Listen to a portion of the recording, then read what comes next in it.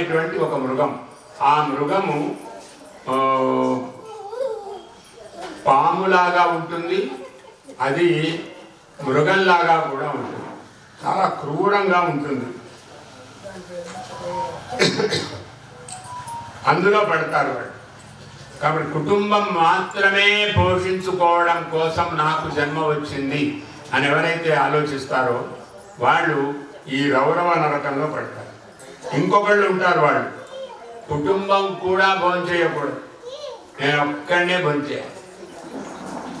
ఏమేమి అన్ని పదార్థాలన్నీ కూడా సిద్ధం చేసేసి మొత్తం అంతా తాను తింటాడు. ఆవిడ పాపం చూసి సరే తిన్నాడు. ఆయన వెళ్ళిపోయిన తర్వాత వంట చేద్దాం అనుకుంటున్నాడు, కానీ వెళ్ళిపోయిన తర్వాత వంట వండనీయడు మహానుభావుడు భర్త. అలాంటి వాళ్లను మహారౌరవం అనే నరకంలో పారేస్తారు. మీరేం భయపడకండి, ఎవరు భయపడరు. తర్వాత కొంతమంది ఉగ్రులు, వాళ్ళు పశువులను పక్షులను పీడిస్తూ ఉంటారు. వాళ్ళను కుంభీపాకం, వాళ్ళను కూడా బజ్జీల్లాగా వేయిస్తారు. ఇవాళ బజ్జీలు ఉన్నాయా? నిన్న అయితే సరే, ఈ బజ్జీలో వేయిస్తారు. మనం కూడా ఒక బజ్జీ అయ్యామేమో చూడండి ఒకసారి. పితృమిత్ర ఎవరైతే తల్లిదండ్రులకు, బ్రాహ్మణులకు, వేదాలకు విరోధంగా ప్రవర్తిస్తారో వాళ్ళు కాలసూత్రం అనే నరకంలో పడతారు. ఎవరైతే అది కాలసూత్రం అంటే ఎలా ఉంటుందంటే, ఒక రోలు, ఆ రోలులో మండుతూ ఉండేటువంటి రోలు, మంట రోలు, ఆ మంట రోలు మీద రోకలి కూడా మండే రోకలి ఆ మధ్యలో వేసి మనను అలా కొడుతూ ఉంటారు. ఒకసారి కొట్టినట్టు అనుకోండి, అబ్బో అబ్బో అనండి, అబ్బో అబ్బో అబ్బో అలా ఈ విధంగా. ఆ తర్వాత ఎవరైతే మన వేద మార్గాన్ని ఆలోచించకుండా పరమతాన్ని ఎవరైతే స్వీకరిస్తారో వాళ్ళు మేము వైదికమైన ధర్మం మాకు ఇష్టం ఉండదు అని ఎవరైతే అనుకొని పరధర్మాన్ని స్వీకరిస్తారో, పాషండులవుతారో, వేదములను ప్రమాణంగా స్వీకరించారో వారు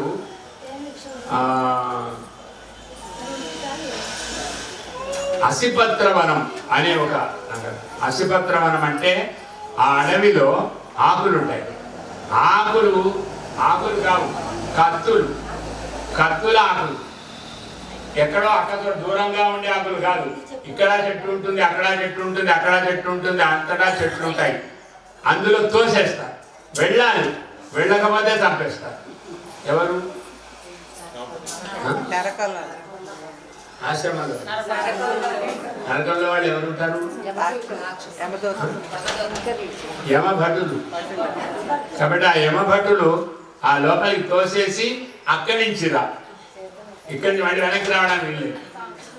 అంత దూరము ఇక్కడ నూనె పళ్ళ చెట్లు ఉంటాయి. నూనె పళ్ళ చెట్లు ఏమిటి? పామాయిల్.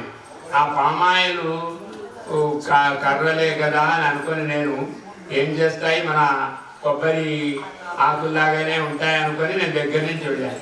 ఇక్కడ 4 గీరుకుపోయినాయి, రక్తం వచ్చేసింది. కాబట్టి మీకు ఎంత ఆనందము. కాబట్టి ఆ విధంగా రక్తము వచ్చేస్తుంది. పామాయిలు చెట్లను అలాగే కొబ్బరి చెట్లను ఒకే రకంగా భావించవద్దు. అవి ఎంతో తీక్షణంగా పీడిస్తాయి. అలా పీడించేటువంటి ఇక్కడేమో పామాయిలు ఒక వరుసగా పెడతారు కర్రలు, పక్క నుంచి మెల్లగా ఎలాగో వెళ్ళొచ్చు. కానీ అక్కడ దారులు ఉండవు, అలా వెళ్ళాలి. దారులు లేని దాంట్లో నుంచి వెళ్ళాలి. వెళితే అప్పుడు మన శరీరం అంతా గుచ్చుకొని పోతుంది, బాధపడతాం, కానీ మరణించాం. అన్నిట్లో ఒకటే ఏమిటంటే కష్టాలు అనుభవించడం కోసమే అక్కడ పుడతాము. మళ్ళీ తప్పించుకోవడానికి అవకాశం లేదు. ప్రాణాలు ఎలాగైనా సరే ఇలా తప్పించుకుంటామన్నా కుదరదు, ఎలా కుదరదు. కానీ ప్రాణాలు పొమ్మంటే మాత్రం పో. బజ్జీల్లాగా వేపుతారా? వేపినప్పుడు కూడా పోవు. ఇక్కడైతే ప్రాణాలు పోతాయి, కానీ అక్కడ ప్రాణాలు. ఇది నరకం అంటే అలా ఉంటుంది. తర్వాత ఎవరైతే అగమ్యమైన స్త్రీని, అగమ్యమైన పురుషుణ్ణి, స్త్రీని పురుషుడు, పురుషుడు స్త్రీని ఎవరిని చేరకూడదో వాళ్ళని చేరితే వాళ్ళు అక్కడేం చేస్తారంటే మనకి ఇష్టమైనటువంటి అమ్మాయిని నరకంలో పెడతారు, కలిసి కట్టి ఆమెను కాల్ చేస్తుంటారు. అప్పుడు అనుభవించడం ఎంత కష్టం. కాబట్టి ఇలా నరకాలను గురించి వింటే మనకేం ప్రయోజనం? ఈ తప్పులు మనం చెయ్యకూడదు అనేటువంటి విషయం మనకు తెలుస్తుంది. మనంతా చేసేవాళ్ళం కాదు కదా, కానీ మనకెందుకు? మనకు చేసేవాళ్ళము కాకున్నప్పటికీ ఈ విషయాలు వింటే తెలియక మన పిల్లలు కానీ ప్రమాదం వశాత్తు కానీ పొరపాట్లలో కానీ ఎలా పరపురుషులను, పరస్త్రీలను, పరవిత్తాలను, పరధనాన్ని అపహరిస్తామో దానివల్ల ఈ విధమైన బాధలన్నీ కూడా పొందుతాం. కాబట్టి నరకాలు ఇంకా చాలా ఉన్నాయి, ఎంతకని చెప్తాము. ఇవన్నీ కూడా మొత్తం మీద చెడు పని చేయకూడదు, మంచి పని చేయాలి. పాపం చేద్దామా, పుణ్యం చేద్దామా? రెండు చేయదు. పుణ్యం చేస్తే స్వర్గాన్ని పొంది బాధపడ్డాం కదా, పాపం చేస్తే నరకానికి వెళ్ళి బాధపడ్డాం కదా. వాళ్ళని చూస్తేనే మనకు బాధ వచ్చేసింది కదా. నరకంలో వాళ్ళందరినీ కూడా చూస్తే మనకే బాధ కలిగిందా లేదా? అలాగే స్వర్గానికి వెళ్ళి వాళ్ళు ఇక్కడ మేమేమి చేయలేకపోతున్నాము, ఒకే రూపాన్ని ఎంతసేపు చూస్తాము, చూడలేకపోతున్నాం బాబు, తినలేక అప్సరస, ఒకే అప్సరస ఒకే రకంగా కనపడుతుంది, మారదు, బట్టలు కూడా మార్చుకోదు, ఒకే రకంగా ఉంటుంది, ముఖం అలాగే ఉంటుంది, కాళ్ళు అలాగే ఉంటాయి, చేతులు అలాగే ఉంటాయి. ఎంత అసహ్యం. కాబట్టి స్వర్గము కూడా మనకు అసహ్యమే, నరకము కూడా అసహ్యమే. భారతదేశంలో కొన్ని మనము సహించవచ్చు, కొన్ని సహించకుండా ఉండవచ్చు. తప్పు అని తెలిసినప్పుడు చేయకుండా ఉండాలి, ఒప్పు అని చేసినప్పుడు మరీ ఒప్పు అలవాటు తప్పున ఎక్కువగా చేయకూడదు. ఎంత అవసరమో అంత ధర్మం చేయాలి, ఎంత అవసరమో అంత అధర్మం కూడా చేయాలి కదా. ధర్మం చేసినప్పుడు అధర్మం చేయొద్దు, వద్దంటున్నారు. కాబట్టి ఎంత అవసరమైనా అధర్మం చేయకూడదు, ఎంత అవసరమైనా కొంత ధర్మాన్ని చేయాలి. ధర్మం వల్ల కూడా అహంకారం రావద్దు. అదేవిధంగా అధర్మం వల్ల కూడా ఏం చేస్తారో చేయండి, చంపేసుకోండి, చేసేసుకోండి, మీకు శరీరాన్ని అర్పించాము, మేము పాపాలు చేస్తూనే ఉంటాం అని కూడా అనుకోకూడదు. కాబట్టి పాపాలు చేయకూడదు, పుణ్యాలు చెయ్యాలి. ఎంతవరకు? అహంకారము రాకుండా పుణ్యాలు చెయ్యాలి. అహంకారముతో పుణ్యాలు చేస్తే స్వర్గం, అహంకారముతో పాపాలు చేస్తే నరకం.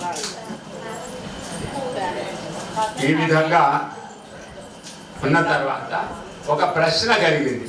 పరీక్షన్ మహారాజు గారికి ఒక ప్రశ్న కలిగింది. మనుషులు పాపాలు బాగా చేస్తారు, ఈ పాపాలు నరకాలు మీరు చెప్పారు కదా, పాపాలు బాగా చేస్తారు, చేసిన పాపాలన్నీ కూడా పోగడానికి ఏదైనా ఒక మార్గం ఉందా? పుణ్యం చేస్తాం, మార్గం. పాపాలు చేశాము, పాపాలు పోవడానికి ఏం చేయాలి? ఏం చేయాలి? వినడం లేదు, తాగడంలో మత్తులో మునిగిపోయారు. కాబట్టి ఆ పుణ్యాలు చేయడం లేదు, పాపాలు చేశారు, ఇప్పుడు నరకం వస్తుందని ఎవరో చెప్పారు. వెంటనే భయమైంది. భయమై ఇప్పుడు పుణ్యాన్ని మొదలు పెడితే ఈ పాపాలు పోతాయి కదా. పోతాయా? పోవాలా వద్దా? పోవాలి. అప్పుడు పాపాలు పోవడం కోసం పుణ్యాలు మొదలు పెడితే ఈ పుణ్యాలన్నీ చేస్తామనుకోండి. ఎందుకోసం? పాపాలు పోవడానికి మాత్రమే చేస్తే ఈ పుణ్యాలు పెరిగి పెరిగి పాపాలు హాయిగా పోతాయి కదా. కాబట్టి రోజు ఒక పాపం చేయడం, తర్వాత పుణ్యం చేయడం, వీలైనంత వరకు పాపాలు చేయడం. అంటే కార్తీక మాసం వచ్చేసి ఒక దీపం పెట్టేసాడు, మొత్తం పాపాలన్నీ పోతాయి. ఇది తత్వమా కాదా? పోతాయా? పోవా? పోవట్టు. మరి కార్తీక మాసంలో దీపానికి ఎందుకు పెడతారు? ధర్మం అని పెడుతున్నారు, పాపం పోవాలని పెట్టడం లేదు. ఈ వివేకము కలగడం కోసం ఒక విషయం చెప్పారు ఇక్కడ. అజామిళుడు అనేటువంటి ఒకానొక బ్రాహ్మణుడు ఉండేవాడు. అతడు చాలా గుణవంతుడు. ఆ గుణవంతుడు చాలా ధర్మాత్ముడు. కానీ ఆ అజామిళుడికి ఒక రోజు తండ్రి గారి మాట విని వేదము శాస్త్రం అన్నీ నేర్చుకున్నాడు. ఎప్పుడైనా పెద్దవాళ్ళ కథలు చెప్తేనే మనకు బుద్ధి వస్తుంది. చిన్నవాళ్ళ కథలు చెబితే ఆ చిన్నవాళ్ళ కథలు కదా, మేము పెద్దవాళ్ళకు మాకేమి మార్పు అక్కర్లేదు అనుకుంటారు పెద్దవాళ్ళు. పెద్దవాళ్ళ కథలు చెబితే పెద్దవాళ్ళ కథలు పెద్దవాళ్ళు వింటారు, పాపం అమాయకులు చిన్నవాళ్ళు కూడా వింటారు.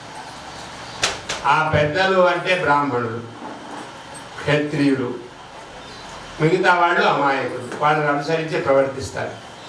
కాబట్టి ఆ పెద్దవాళ్ళు దోషాలు చేసి ఇంత కష్టపడ్డారు అంటే మనము కూడా అంత దోషాలు చేయవద్దు, కష్టపడకూడదు అని మనకు అర్థమవుతుంది. అందువల్ల ఆ అజామిళుడు అనేటువంటి బ్రాహ్మణుడు చాలా గుణవంతుడు, వేదశాస్త్రాలు చదివినవాడు, చక్కని దయ గలవాడు, గుణాలు కలిగినటువంటి వాడు. మీ ప్రశ్న ఏమిటో చెప్పండి.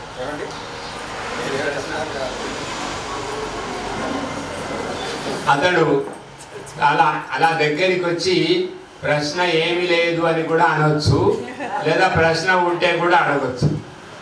దూరంగా ఉండే వాళ్ళకు మా మాట వినపడదేమో అని అనుకుంటే అలా ప్రశ్నలు వేయండి. మొత్తం మీద ఈ అజామిళుడు అనేటువంటి అతను చాలా భక్తుడు, గుణవంతుడు, మాతాపితృ భక్తుడు, సేవ చేసేవాడు. అతనికి ఒక సమయంలో అడవికి వెళ్ళి కొన్ని సమిధలు, కర్ర ముక్కలు, అంటే యజ్ఞానికి కావలసిన యోగ్యములైనటువంటి కర్రలు కొన్ని ఉంటాయి, అంతటా దొరకవు. అలాగే సమిధలు, అలాగే కుశములు, దర్భలు, ఇవన్నీ కావాలి. అలా అజామిళుడు అవి తీసుకొని రావడానికి వెళ్ళాడు. వెళ్ళి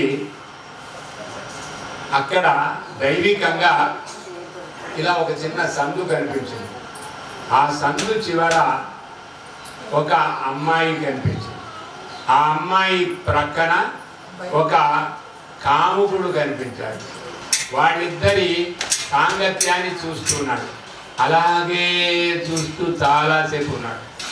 చెవి వల్ల తప్పులను చెవితో వింటే ఎక్కువ దోషం రాదు, కానీ తప్పులను కళ్ళతో చూస్తే మనము కూడా ఈ తప్పు చెయ్యాలనేటువంటి ఆలోచన వస్తుంది. కాబట్టి చెడును చూడకూడదు, చెడును వినకూడదు, విన్నా పర్వాలేదు కానీ చూడకూడదు.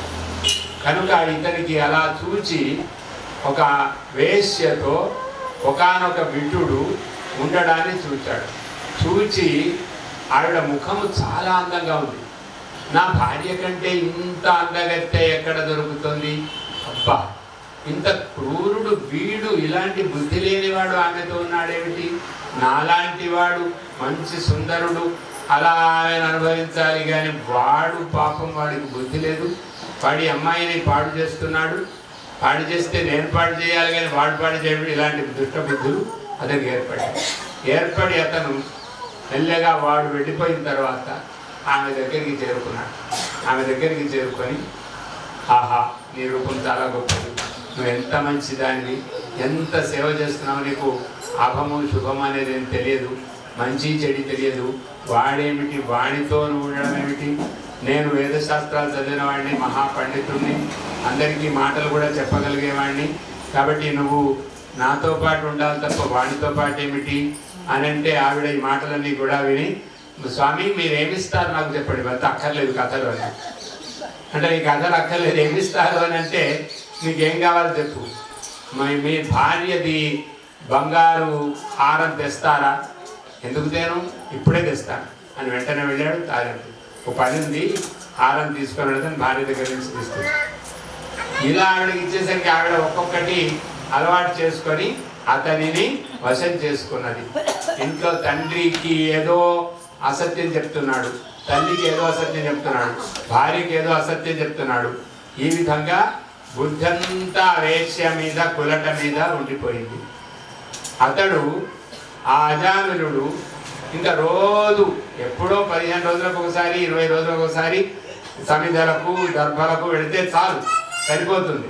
కానీ ఇప్పుడు రోజు నాన్న సమిధలు అయిపోయినాయి వెళుతున్నా, నాన్న సమిధలు అయిపోయినాయి, నాన్న దర్భలు కొన్నాళ్ళ తర్వాత నాన్న కొంచెం డబ్బు కావాలి, కొంచెం ఇవ్వు. నా అమ్మ నీ దగ్గర ఉండాలి కదా, నాన్నగారు ఇచ్చినటువంటి డబ్బు కొంచెం నాకు ఇవ్వు, నేను మళ్ళీ తెచ్చిస్తాను. ఇలా అసత్యం మొదలైంది. అలాగే అధర్మ కార్యాలు మొదలైనాయి, చెడు మొదలైపోయింది. ఇంకా ఇంటికి భార్యను వంచి ఇవాళ పని ఉంది, నేను ఊరికి వెళ్ళాలి, రేపు వస్తానులే అని ఇలా రాత్రుళ్ళు పగళ్ళు మొత్తం మీద ఆమెతోనే కాలక్షేపం చేయడం ప్రయత్నం చేశాడు. అలా కాలక్షేపం చేస్తూ ఉంటే క్రమంగా వీడు ఏడో అయిపోయాడు అని తల్లి తండ్రి వాళ్ళంతా కూడా బాధపడుతూ ఉన్నారు. ఏమిరా నువ్వు చెప్పడం, ఒక్కడే కొడుకు ఏం చేస్తారు? దైవికంగా ఆ కాలంలో ఎక్కువ మందిని కనవచ్చు, కానీ దైవికంగా వాళ్ళకు సంతానం కలగలేదు. ఒకడే కుమారుడు ఉండేవాళ్ళు, వాళ్ళు ఏమంటే అది చెయ్యాలని మనం ఇప్పుడు అనుకుంటున్నామా లేదా? అలాగే అతను కూడా నోరు మూసుకొని ఉన్నాడు, బాధపడుతున్నాడు. వాళ్ళకు చెప్పుకుంటున్నాడు, వీళ్ళకి చెప్తున్నాడు, కానీ పిల్లవాడికి చెప్పుకోలేకపోతున్నాడు. అందరికీ చెప్తాం తప్పులు, కానీ ఎవడు చేస్తాడో వాడికి చెబితే వాడికి పోతాయా తప్పులు? అందరికీ చెప్పుకుంటే పోతాయా? కానీ అందరికీ చెప్పుకుంటే పోవు తప్పులు. అతనికి చెప్తే కొంచెమైనా బుద్ధి వస్తుంది. ఎక్కడికి వెళ్ళావురా అని వెంట వెళ్ళి ప్రయత్నం చేసి వెతికి చూచి పని కట్టుకొని చెడు పని చేసినట్టుగా గట్టిగా ఒకసారి చెంప వాయించి పెడితే అప్పుడు కొంచెం బుద్ధి వస్తుంది. ఒకడే కుమారుడు ఏమంటాను లేదు, అది కొట్టకూడదు. అమెరికా అలవాట్లన్నీ కూడా మనకు వచ్చేస్తున్నాయి, పాశ్చాత్య అలవాట్లు మనకు వస్తున్నాయి. పిల్లల్ని ఏమనకూడదు, మనను కూడా ఎవరేమనకూడదు. పిల్లలని మనను ఎవరేమనకూడదు, పిల్లల్ని ఎవరేమనకూడదు. ఈ విధంగా ఎవరు ఇష్టం వచ్చినట్టు వాళ్ళు బ్రతకాలి. స్వాతంత్ర్యం వచ్చింది కదా, వచ్చిందా లేదా? ఈ అమ్మాయికి స్వాతంత్ర్యం వచ్చిందా లేదా? కానీ ఈ అమ్మాయి వచ్చి ఇక్కడ ఉండేటువంటి వస్తువులన్నీ తీసుకోవడం లేదు. ఈ స్వాతంత్రం లేకుండా పెద్దలు చక్కగా పెంచి నువ్వు అక్కడ దాకా వెళ్ళు, కానీ ఆ పళ్ళను వాటిని ముట్టుకోకపోని నేర్పారు అమ్మాయికి. నిన్న ఉండే అబ్బాయికి మాత్రం బాబు అన్ని ఎప్పుడు ఆ ముందుకు ఉండేటువంటి వాటినే ముట్టుకో, వాటిని కింద పడేసి ఆడుకో అని నేర్పారు. మొత్తం మీద అమ్మాయికి మాత్రం అటు ఇటు తిరగడం నేర్పారు. చక్కగా తిరుగుతున్న ఆనందంగానే ఉంటుంది. ఆ అబ్బాయి తిరుగునా కూడా మనకు ఆనందమే, నాకు కూడా ఆనందమే. కానీ మళ్ళీ మన కథకు విఘ్నం కలిగిస్తాడేమో అని మనం పక్కకు ఎత్తుకొని వెళ్ళిపోయాం, అంతకంటికి వెళ్ళి. ఈ విధంగా అలా ఒక దివ్యమైనటువంటి క్షేత్రము ఇంటిని వదిలిపెట్టాడు, దానికి దాసుడైపోయాడు. ఇంకా రాత్రులు లేదు, పగలు లేదు, దినాలు లేదు, నెలలు లేదు, సంవత్సరాలు లేదు, అక్కడే ఉండిపోయారు. వీళ్ళని మర్చిపోయారు. వీళ్ళు ఏమైపోయారో వాడికి ఆ యజమానుడికి తెలియదు, మనకు కూడా తెలియదు. తల్లి తండ్రి వాళ్ళు ఎలా బ్రతికారో తెలియదు, భార్య ఎలా బ్రతికిందో బ్రతకలేదో కూడా తెలియదు. నాకు వాళ్ళు ఎవరు అక్కర్లేదు, ఈవిడ దగ్గరే నాకు స్వర్గం, ఆహాహా అని ఉన్నాడు. 10 మందిని కన్నాడు. ఆ 10 మందిలో చివరివాడు నారాయణుడు అనే పేరు పెట్టుకున్నాడు. ఆ నారాయణుడు అనేటువంటి పేరు ఉండడం వల్ల, చిన్నవాడవడం వల్ల ప్రేమ బాగా పెరిగిపోయి ఎక్కడికి వెళ్ళినా ఆ పేరు ఎందుకు అలా పెట్టుకున్నారంటే, ఆ కాలంలో నార్, ఆయ్, అన్, ఎన్, వెన్ను, పుస్, పస్ ఇలాంటి పేర్లు లేవు. వాళ్ళకి అన్ని అమాయకులైన దుష్టులకు ఇవే పేర్లు, శిష్యులకు కూడా ఇవే పేర్లు. కాబట్టి అజంతములు. మొత్తం మీద నారాయణ నారాయణ అనేటువంటి పేర్లే తప్ప ఇంకా వేరే పేర్లు ఏం పెట్టుకోలేదు. అలా పేర్లు పెట్టుకొని అతను ఆ పిల్లవాడిని చూసి మైమర్చేవాడు, పిల్లవాడిని చూసి ఆనందాన్ని పొందేవాడు. నారాయణ ఎక్కడికి వెళ్ళకు, నారాయణ నా దగ్గర. ఆ జడభరతుడి యొక్క లేడీ ఎక్కడికి వెళ్తే లేడీ లేడీ అని అతను ఎలా వెళ్ళాడో ఇతను కూడా నారాయణ నారాయణ అని వెళ్ళాడు. భార్య మీద ప్రేమ తక్కువైపోయింది, కానీ ఆమె యొక్క కుమారుడు కాబట్టి అక్కడే ఉండిపోయాడు. నారాయణ నారాయణ అన్నాడు. నారాయణ అనే శబ్దం అది. కాబట్టి అలాంటి నారాయణ అనేటువంటి శబ్దమును విని ఆనందిస్తూ ఉన్నాడు. ఈ విధంగా ఉండగా మరణించే సమయం ఆసన్నమైంది. మొదట మనం ఉదయం అనుకున్నట్టుగా ఏమొచ్చింది? ముందు శ్లేష్మం, తర్వాత ఏమొచ్చింది? తర్వాత ఏమొచ్చింది సాహిత్యం, తర్వాత ఏమొచ్చింది శరీరం పడిపోయింది. తర్వాత ఆ పడిపోయినప్పుడు ఆర్తనాదం వచ్చింది, శబ్దం ఉంటుంది. పడిపోయిన తర్వాత కూడా అంటాం. ఇప్పుడైతే మత్తు మందు ఇచ్చేసేసి ఎవరితో మాట్లాడకుండా చేసి మేమే చేస్తాము 5 రోజుల దాకా 10 రోజుల దాకా 20 రోజుల దాకా మరణించినా కూడా చెప్పకుండా డబ్బులు మాత్రం తీసుకుంటారు వాళ్ళు. మేము చూస్తాం కదా, ICU how you see me అని ఇలాంటివి ఏమో మాట మాట్లాడి ఐసీయూ నేనే చూస్తాను అని అందులో పెట్టేస్తారు. చికిత్స జరుగుతుంది, చాలా జరుగుతుంది. వాళ్ళకి డబ్బులు అవసరమయ్యేంత దాకా పెంచుకొని అయిపోయింది, ఇంకా లాభం లేదని చెప్తుంటారు. కాబట్టి ఇవి అన్నీ జరుగుతాయని అనుకోవద్దు, కానీ కొన్ని మాత్రం ఇలాగే జరుగుతున్నాయి. కాబట్టి ఈ విషయంలో మనం చాలా జాగరూకంగా ఉండాలి. కనుక అలా ఆ సమయంలో కింద పడిపోయాడు. పడిపోయి సరికి వీడు మరణిస్తాడు అని ముందుగానే యమభటులు కొంచెం ముందే జాగ్రత్త, అంటే సమయానికి ముందే రావాలి కదా. మీరు ముందు వస్తున్నారా లేదా? 3 అయిన తర్వాత వస్తాం కాదు, 2:30 అయిన తర్వాత అప్పుడు ఇంటి నుంచి బయలుదేరుతాం అనుకోవడం లేదు. ఒక 10 నిమిషాలు ముందే బయలుదేరుతాం అనుకుంటున్నారు కదా. అలాగే ముందే అయిపోవాలా. ఒక 5:30 అంటే ఒక 10 నిమిషాలు ముందే అయిపోవడం మంచిది కదా. లేట్ అయిపోవడం లేట్ అయితే వాళ్ళు కొంతమంది ఉంటుంది. కాబట్టి అలా ప్రయత్నం చేస్తాను, నేనేం సమయానికి వదిలిపెట్టాను కొంచెం. కాబట్టి మొత్తం మీద సమయానికి ముందే యమభటులు వచ్చి కూర్చున్నా. ఇతడు నారాయణ నారాయణ నారాయణ అని అంటున్నాడు. పిల్లవాడిని అంటున్నాడో లేకపోతే భగవంతుడిని అంటున్నాడో వాళ్ళకి తెలియడం లేదు. తెలియకుండా వాడు విష్ణుదత్తులు కూడా వచ్చి కూర్చున్నాడు. ఎప్పుడు ప్రాణాలు విడుస్తాడో, ఎప్పుడు ఆ ప్రాణాలు విడుస్తాడు వాడు మనం అంటే ఈ కాలంలో చెప్పాలి అంటే గద్దలు కోకులు వచ్చి చూస్తుంటాయి కదా, అలా యమభటులైతే అలా వస్తున్నారు. దేవభటులైతే నారాయణ భటులైతే వీడిని ఎప్పుడు మేము విమానాలు ఎక్కించి వెళ్ళాలని చూస్తాం. ఈ వచ్చేసరికి వాడికి ఇంకా ప్రాణాలు పోలేదు. పోకముందు అక్కడ యమభటులను చూచారు. మీరెందుకు వచ్చారు అన్నారు. నారాయణ భటులు. నారాయణ భటులు మీరెందుకు వచ్చారు? ఇది మా సొమ్ము అన్నారు యమభటులు. కాదు మా సొమ్ము, మీరు ధర్మం చెప్పండి, ఏమి ధర్మమో ఎవరిని మీరు తీసుకెళ్తారు. వాళ్ళు కూడా ఈ నరకాల గురించి అంతా కథలు చెప్పేశారు. వాళ్ళు మా పుణ్యాన్ని గురించి మీరు చెప్పండి, మేము కూడా చెప్తాం. అయితే ఎవరెవరు ప్రేమతో కానీ భక్తితో కానీ బాధతో కానీ భగవంతుని యొక్క నామస్మరణం చేస్తే పుణ్యం వస్తుంది. మరణించేటప్పుడు వీడు నామస్మరణం చేస్తున్నాడు కాబట్టి తీసుకొని వెళ్ళడానికి మేము వచ్చాము.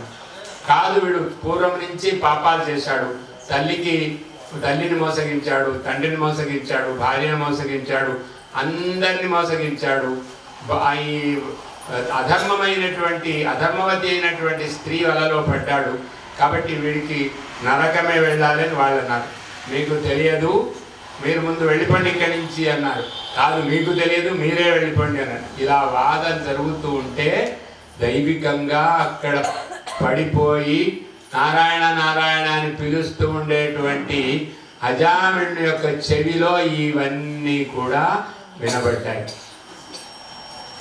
అప్పుడు అతనికి లోపల పూర్తి ఇంకా ప్రాణాలు పోలేదు. ఎందుకు పోలేదో తెలియదు. అప్పుడు ఆలోచన మొదలైంది, నేను ఎంత తప్పు చేశాను. నరకలోకం వాళ్ళు వచ్చి నన్ను ఇలా అడుగుతున్నారా? ఇది నిజమేనా? నిజంగా నేను యమలోకానికి వెళతానా? స్వర్గలోకానికి వెళ్ళాలి కదా, నారాయణ లోకానికి వెళ్ళాలి కదా. వీళ్ళేమో నారాయణ అంటున్నారు, కానీ నిజానికి నేనేం చేశాను? నేను నిజంగా భక్తితో నారాయణుడిని భగవంతుడిని పిలిచానా, లేకపోతే నేను ప్రేమతో నారాయణుడిని పిలిచానా, ఊరికే పిల్లవాడి యొక్క ప్రేమలో పడి నారాయణ అని పిలిచానా, నేను ధర్మం ఆచరించానా అధర్మం ఆచరించానా అనే ఆలోచన కలిగింది.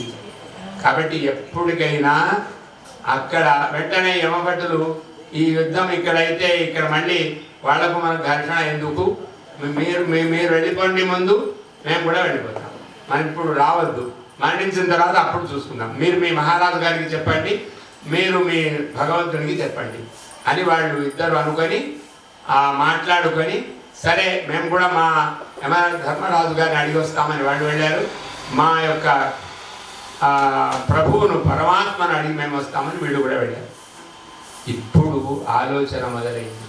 ఏదో పూర్వపుణ్యం చేత అది కలలాగా కన్నాడో లేకపోతే నిజంగానే యమభటులను నారాయణ భటులను చూచాడో తెలియదు, కానీ అతనికి విమర్శ మొదలైంది.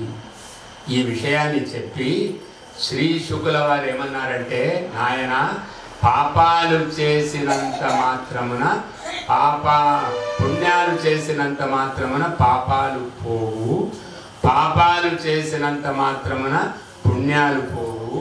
పుణ్యం అనే పర్వతం వేరు, పాపం అనే పర్వతం వేరు. వారు చెప్పారు అనుభవంతో, పుణ్య ఫలాన్ని మేము అనుభవించాలి, పాప ఫలాన్ని కూడా అనుభవించాలి. ఆ రాశి అదే, ఈ రాశి ఇదే. పుణ్యాలు చేస్తే పుణ్యాల రాశి పెరుగుతుంది, పాపాలు చేస్తే పాపాల రాశి పెరుగుతుంది. మరి పాపం చేస్తే పుణ్యం చేస్తే పాపం పోతుందని కార్తీక మాస పురాణంలో ఉంది కదా. ఏం చేస్తారు?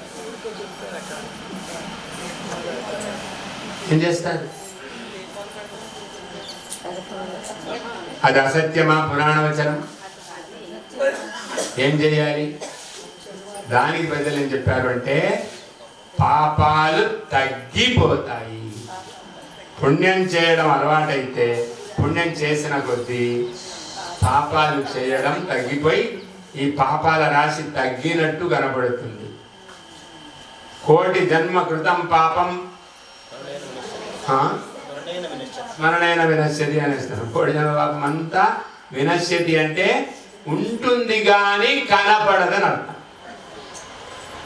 నశ అనే ధాతువుకి అర్థం ఏమిటంటే కనపడకుండా ఉండదు. పైకి అంతా పుణ్యంలాగా కనపడుతుంది, జాగ్రత్త.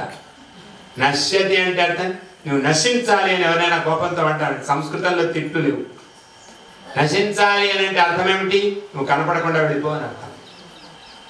ఉండు, ప్రాణాలు పోవాలని అర్థం కాదు, కనపడకుండా ఉండు, నాకు ఎదురుగుండా కనిపించకు అని అర్థం. నశ్యతి అంటే నశిస్తాడు. నువ్వు నశిస్తావంటే మంచి వాళ్లకు ఎదురుగుండా నీవు కనపడవని అర్థం. కాబట్టి మంచి వాళ్లకు ఎదురుగుండా కనపడకపోతే మంచి ఆలోచనలు రావు, చెడ్డ పనే చేస్తుంటాడు. ఇంకా చెడ్డ పని నరకానికి మార్గాన్ని చూసుకుంటాడు. కాబట్టి పాపాలు పోవాలి, పుణ్యాన్ని చూడాలి, పాపాన్ని చూడకూడదు. పాపం చేసే వాడిని చూచాను నేను కూడా పాపం చేసేవాడిని అయిపోయాను, నేను చాలా తప్పు అని విమర్శ చేసుకున్నాను. కాబట్టి పుణ్యము చేస్తే పాపం పోవడం అది కానీ, పాపము చేస్తే పుణ్యం పోవడం అని కానీ ఉండదు. ఒకవేళ పాపం చేసిన పాపం అంతా ఒక పుణ్యంతో పోతుంది అని మనం అనుకుంటే, చేసిన పుణ్యం అంతా కూడా ఒక పాపంతో పోతుంది. కాబట్టి ఇది గమనించాలి, అర్థం చేసుకోవాలి. కాబట్టి ఒక పాపము చేత, ఒక పుణ్యం చేత పాపాలు అన్నీ పోవు, ఒక పాపము చేత పుణ్యాలు కూడా పోవు, రెండింటినీ అనుభవించవలసింది. మరి శాస్త్రకారులు అన్నీ కూడా చెప్పారు పాపాలు పోతాయి అని. ఎలాగా మనం అంగీకరించాలి, ఎలా నమ్మాలి? దీనికి ప్రాయశ్చిత్తం చేసుకుంటే పాపాలు పోతాయి. ప్రాయశ్చిత్తం అంటే ఏమిటి? విమర్శనం అనండి. ప్రాయశ్చిత్తం ఏమిటి? విమర్శ. పాపం ఏమిటి, పుణ్యం ఏమిటి అని విమర్శ చేసుకోవాలి. ఆ విమర్శ చేసినప్పుడు పోతాయి పాపాలు. ఎలా పోతాయి? ఎవరు చేశారు పాపం? శరీరం చేసిందా, మనస్సు చేసిందా, ఇంద్రియాలు చేశాయా, బుద్ధి చేశాయా, జీవుడు చేశాడు? ఎవరు చేయరు. జీవుడు వేరు, శరీరం వేరైనప్పుడు శరీరం యొక్క పాపాలు శరీరానికి. ఇవాళ ఉన్న శరీరం రేపు అలాగే ఉంటుందా? మరి ఎవరు చేశారు? శరీరం పాపం చేసింది అనుకుంటే ఆ శరీరం పాపం నిన్న చేసింది, వెంటనే ఫలం వచ్చిందా? రాలేదు. నిన్న దొంగతనం చేశాడు, 10 ఏళ్ల తర్వాత వాడు దొంగతనం చేసినట్టు తెలిసి వాడిని కట్టేశారు. కనుక ఇది ఎలా పోతుంది? కనుక ఈ పుణ్యాలు చేయడము పాపాలు చేయడం అనేది ఎవరు చేస్తున్నారో తెలియదు. విమర్శ చెయ్యాలి మనం. శరీరం చేస్తుంది, అయితే శరీరం కర్మఫలాన్ని అనుభవించాలి. ఇంద్రియాలు చేస్తున్నాయి. ఇంద్రియాలు చేసినాయంటే కళ్ళతో చూస్తున్నాము, కొట్టాలని అనుకుంటున్నాము, చేతితో వాడు ఏదో మామూలుగానే ఆడుకుంటున్నాడు చక్కగా. ఈ ఆడుకోవడం ఇక్కడ పురాణ ప్రవచనం చేసేటప్పుడు నువ్వు ఇక్కడ ఆడుకుంటావా పిల్ల గట్టిగా కొడతామనుకోండి. మీరు పాపం పిల్ల సనంతర తాను ఆడుకుంటోంది, పరిగెత్తుతోంది, వస్తోంది, నువ్వు కథ వినకుండా నువ్వు పాపం చేసి ఆ పిల్లని కొట్టడం ఏమిటి? ఇది విమర్శ చేసుకోవాలి. ఎవరు చేశారు? ఈ పిల్ల తిరుగుతోంది, పాపం ఎంత చక్కగా తిరుగుతోంది. కాబట్టి ఆమెను కొట్టని కానీ వద్దని కానీ చెప్పి మనం ఎందుకు పాపం చేసుకోవాలి? మనము వినడానికి ఎలా అలవాటు పడ్డాము? ఇలాగే చిన్నపిల్లలప్పుడు మీరు కూడా వచ్చారు కదా, మీ అమ్మ దగ్గర నాన్న దగ్గర వాళ్ళతో కలిసి వచ్చారు కదా, అప్పుడు విన్నారు కదా, అప్పుడు వింటేనే ఇప్పుడు వింటున్నారు కదా. అప్పుడు వినకపోయిన వాళ్ళు ఇప్పుడు కూడా రావడం లేదు కదా. కాబట్టి పాపము పుణ్యము అనేది ఎవరు చేస్తున్నారు? నేను శరీరమును కాదు, నేను ఇంద్రియాన్ని కాదు, నేను మనస్సును కాదు, నేను బుద్ధిని కాదు. నేనెవరిని? ఆత్మను. నేనెవరిని? పరమాత్మను. అలా ఆనందంగా పరవశించి వెళ్ళిపోయింది అమ్మాయి. మనం కూడా అలాగే ఆనందంగా పరవశించిపోతున్నాం. ఇలా అన్నిటిని కూడా వదిలేసేసాం కదా. ఈ వదిలినప్పుడు ఏం జరిగింది? ఏమి జరిగింది? ఏమి జరగలేదు. పాపాలన్నీ పోలేదు, పుణ్యాలు కూడా పోలేదు. కానీ విమర్శనం వచ్చింది కదా, నేను చేసింది కాదు. ఆత్మేంద్రియ మనోయుక్తం భోక్తేత్యాహుర్ మనీషిణ. శరీరం నశ్వరం, అది చెయ్యదు పూర్తిగా. ఇంద్రియాలు కూడా నశ్వరాలే, ఇంద్రియాలు కూడా పూర్తిగా పాపాన్ని చెయ్యలేవు. ఎవరు చేస్తారు? సంస్కారముతో కూడిన మనస్సు చేస్తుంది. ఎవరు చేస్తారు? మనస్సు. మనస్సు ఎందుకు చేస్తుంది? పూర్వజన్మలో దానికి సంబంధం ఉంటుంది. వీడిని కొట్టాలి, వీడికి ఉపకారం చేయాలి, వీడికి లాభం కలిగించాలి అని మనస్సు ఆలోచిస్తుంది. ఈ ఆలోచన చేసినప్పుడు మనకు పుణ్యాలు చేయాలని పాపాలు చేయాలని అనిపిస్తుంది. కాబట్టి శరీరాన్ని వాడుకుంటాము, ఇంద్రియాలని వాడుకుంటాము, మనస్సును వాడుకుంటాము, బుద్ధిని వాడుకుంటాము, చెయ్యాలి అనుకుంటాము. భయపడకు, నిన్నేమనడం లేదు, చెయ్యాలి అనుకుంటాం. అలా చెయ్యాలి అనుకొని మనమంతా హాయిగా చేసేస్తాం. కాబట్టి ఈ విధంగా పుణ్య పాపాలను చేయడానికి మనస్సు కారణం. ఎవరు కారణం? మనస్సు కారణం. కాబట్టి వీటన్నిటి కూడా మనస్సు కారణము. మన ఏవ మనుష్యాణం కారణం బంధమోక్షయో. ఇలా బంధమోక్షయో. మన ఏవ మనుష్యాణం కారణం బంధమోక్ష. ఏ భాష ఎందుకు చెప్పాలి? కాబట్టి మన ఏవ మనుష్యాణం కారణం బంధమోక్షయో అని, బంధమోక్షాలకు కారణం మనస్సు అని అనుకొని అతను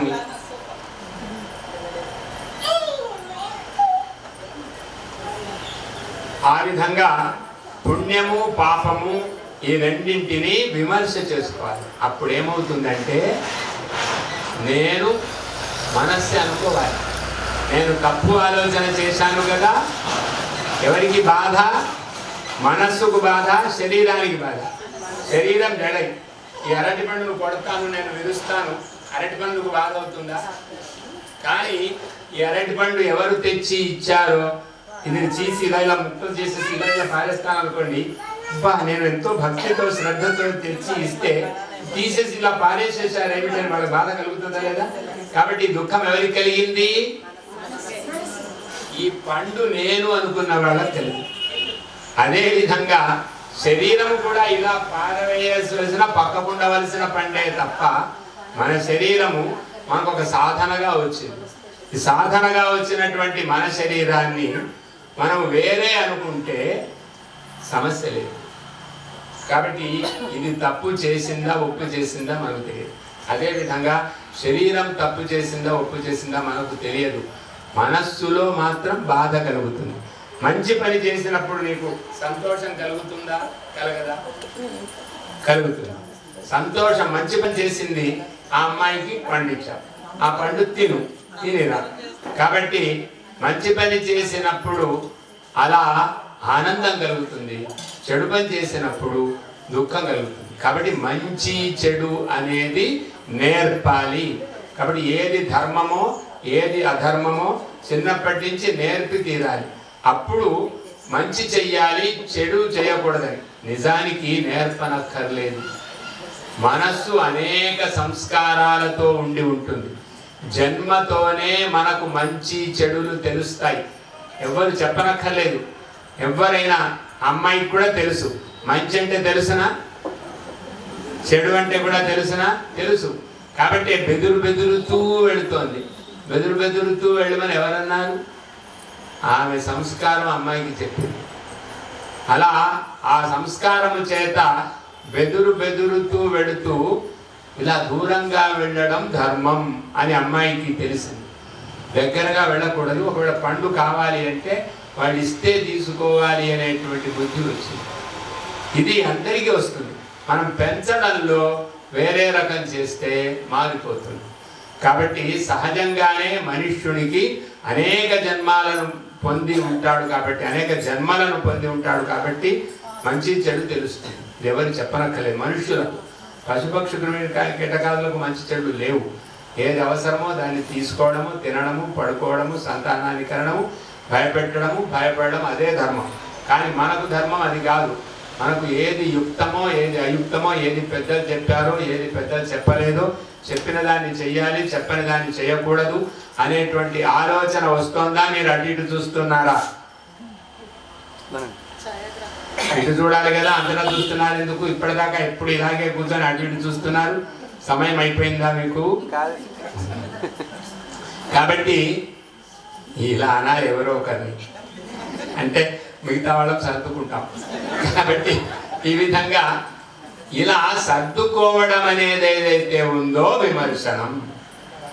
పాపం విమర్శనం అంటే ఏమిటి ఆలోచన అంటే ఎవరు చేశారు అని ఆలోచిస్తే మనకు పాపం లేదు, పుణ్యం లేదు.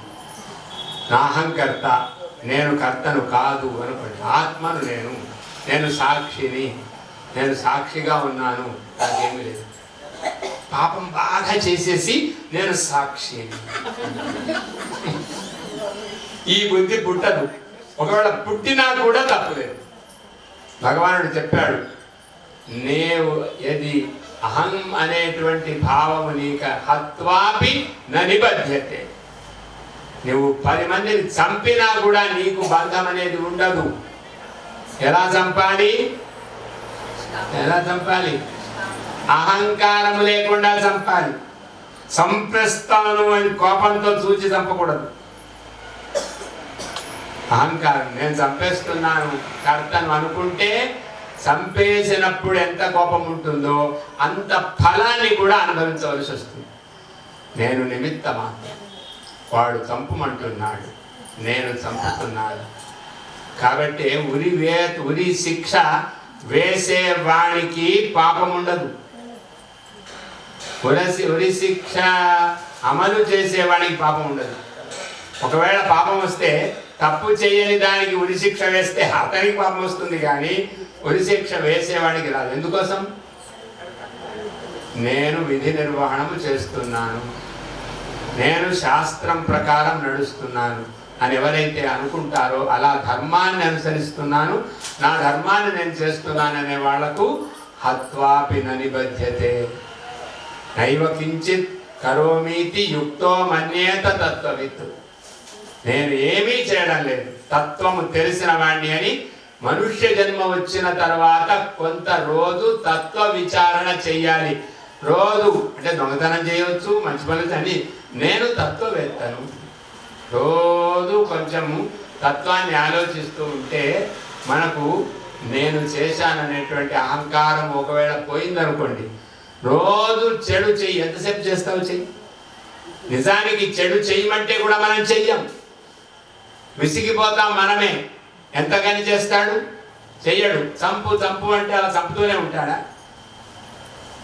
అతనికి కూడా జాలి ఉంటుంది, ధర్మం ఉంటుంది. ఎవరో చెప్పడం వల్ల ఆవేశం చేత చంపాడు కానీ నిజంగా అలా చంపమంటే చంపుతూ ఉంటాడా? వేరే పని లేకుండా ఉపకారం చెయ్యమంటే ఉపకారం చేస్తూనే ఉంటాడా? ఎప్పటికైనా ఒక విసుగు వస్తుందా లేదా?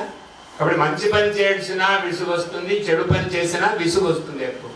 కాబట్టి మనిషికి స్వతంత్రంగా ఆలోచన శక్తి మనుష్యుడికి మాత్రమే ఉంటుంది. శ్రేయశ్చ ప్రేయశ్చ మనుష్యమేత. మనిషికి మాత్రమే శ్రేయస్సు ప్రేయస్సు అనేవి ఉంటాయి. పశుపక్షి కాలాలకు ఉండవు. వేగంగా అంటే ఏమంటున్నానో తెలియదు. కాబట్టి పశు పక్షి కృమి కీటకాలు ఇలా అంటేనే నాకు అర్థమవుతుంది, మీకు ఎలా అని కూడా అర్థం అవ్వచ్చు మీకు. కానీ వేగమైతే నా మాట పోతుంది. కాబట్టి వేగములో అర్థము కాదు.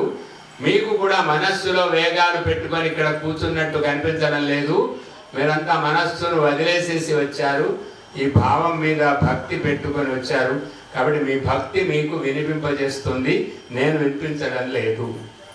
ఇక్కడ కర్తృత్వం లేదు. కాబట్టి మీరు ఇక్కడ కూర్చున్న ఈ ఏర్పాట్లన్నీ చేస్తున్నారు, సేవ చేస్తున్నారు, వినడం లేదు, తప్పేమీ లేదు. మీరు వినాలి అని చక్కగా నటిస్తున్నారు. నేను కాదు వినేది, నేను కాదు చెప్పేది, నేను కాదు. ఎవరు వింటున్నారు? ఏదో మాయ, మాయ వింటోంది, మాయ వినిపిస్తోంది, మాయ జరుగుతోంది అని మనం అనుకుంటే మీరు విన్నట్టు కావడం లేదు, నేను చెప్పినట్టు కావడం లేదు. మన ఇద్దరికీ కూడా ఏమైపోయింది? విమర్శనం, ఆలోచన వచ్చింది. ఎవరు? కర్త కాదు, జరుగుతున్న దాన్ని మనం చూస్తున్నాము. చూసే వాళ్లకు పాపం రాదు.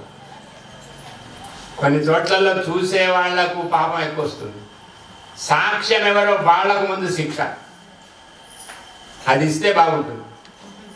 కాబట్టి సాక్ష్యం ఇచ్చే వాళ్లకు, సాక్ష్యంగా ఉండే వాళ్లకు అప్పుడు అందరికీ ఆత్మజ్ఞానం కలుగుతుంది. నేను మాత్రం చూడను బాబు అని హాయిగా పడుకుంటాను.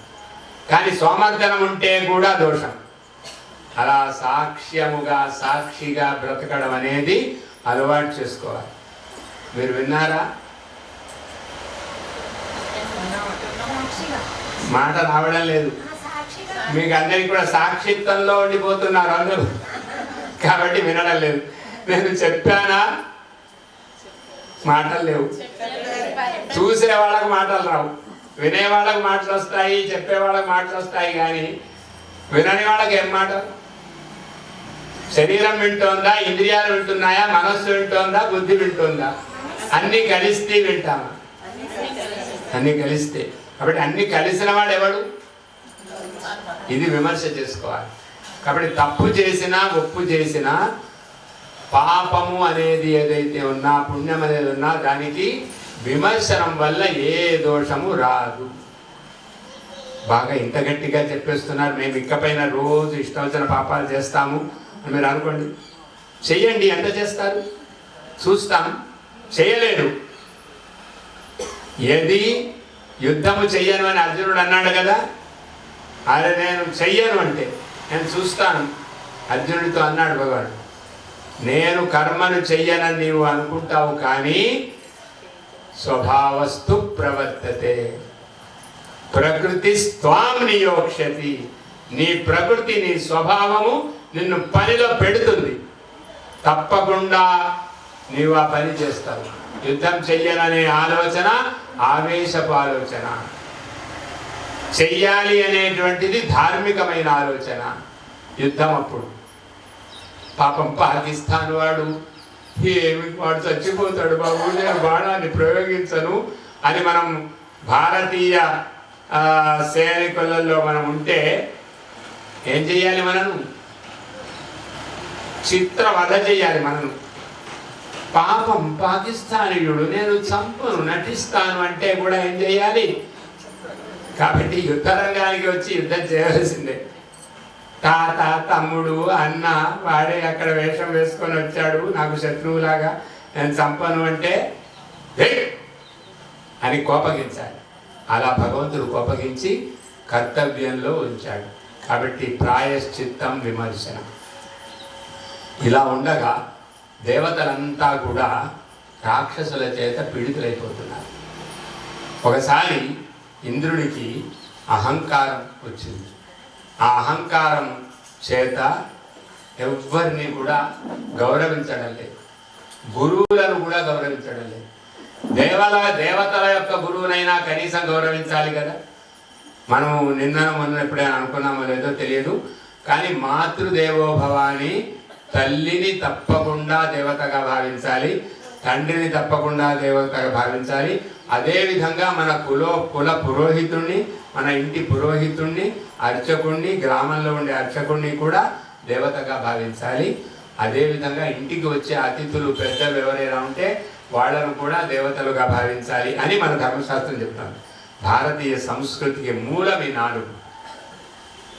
కాబట్టి అందరినీ గౌరవించవలసిన సమయంలో గౌరవించకపోతే ఎలాగా? ఇంద్రునికి ఐశ్వర్య మదము మత్తు ఎక్కింది. ఒకసారి దుర్వాసో మహర్షి ఇంద్రునికి, దుర్వాసులు అని అంటాం మనం తెలుగులో, కానీ ఆ దుర్వాసో మహర్షి వచ్చి సాక్షాత్తు పరమేశ్వరుడు ఇచ్చినటువంటి పూలమాలను ప్రసాదం అని, కొంతమంది అమ్మవారి యొక్క ప్రసాదం అని అంటారు, ఏదైనా ప్రసాదము త్రోవలో అలా తీసుకొని వెళుతూ ఉన్నాడు. ఇంద్రుడు కనిపించాడు, ఐరావతం మీద ఎక్కి వస్తున్నాడు. దుర్వాస మహర్షిని చూసి వెంటనే దిగాలి కదా, పెద్ద ఆయన కదా. ఇది మనకి ఎవరు చెప్తున్నాం? పిల్లలకు. ఇప్పుడు పిల్లలకు చెప్పకపోతే ఎలా తెలుస్తుంది? ఇవన్నీ ఎప్పుడు చెప్తాము? చదువైన తర్వాత చెప్తామా? ఈ లోపల 21 ఏళ్ళు 30 ఏళ్ళు అయిపోతాయి, ఏం చేస్తాం? కాబట్టి ఇవన్నీ కూడా మనం ఆలోచించుకొని చిన్నప్పుడే కర్తవ్యాన్ని చెప్పాలి. అమ్మాయి వింటున్నావా? చక్కగా నీకు పండు అవసరమైనప్పుడు కూడా ఇస్తాను, ఇదిగో.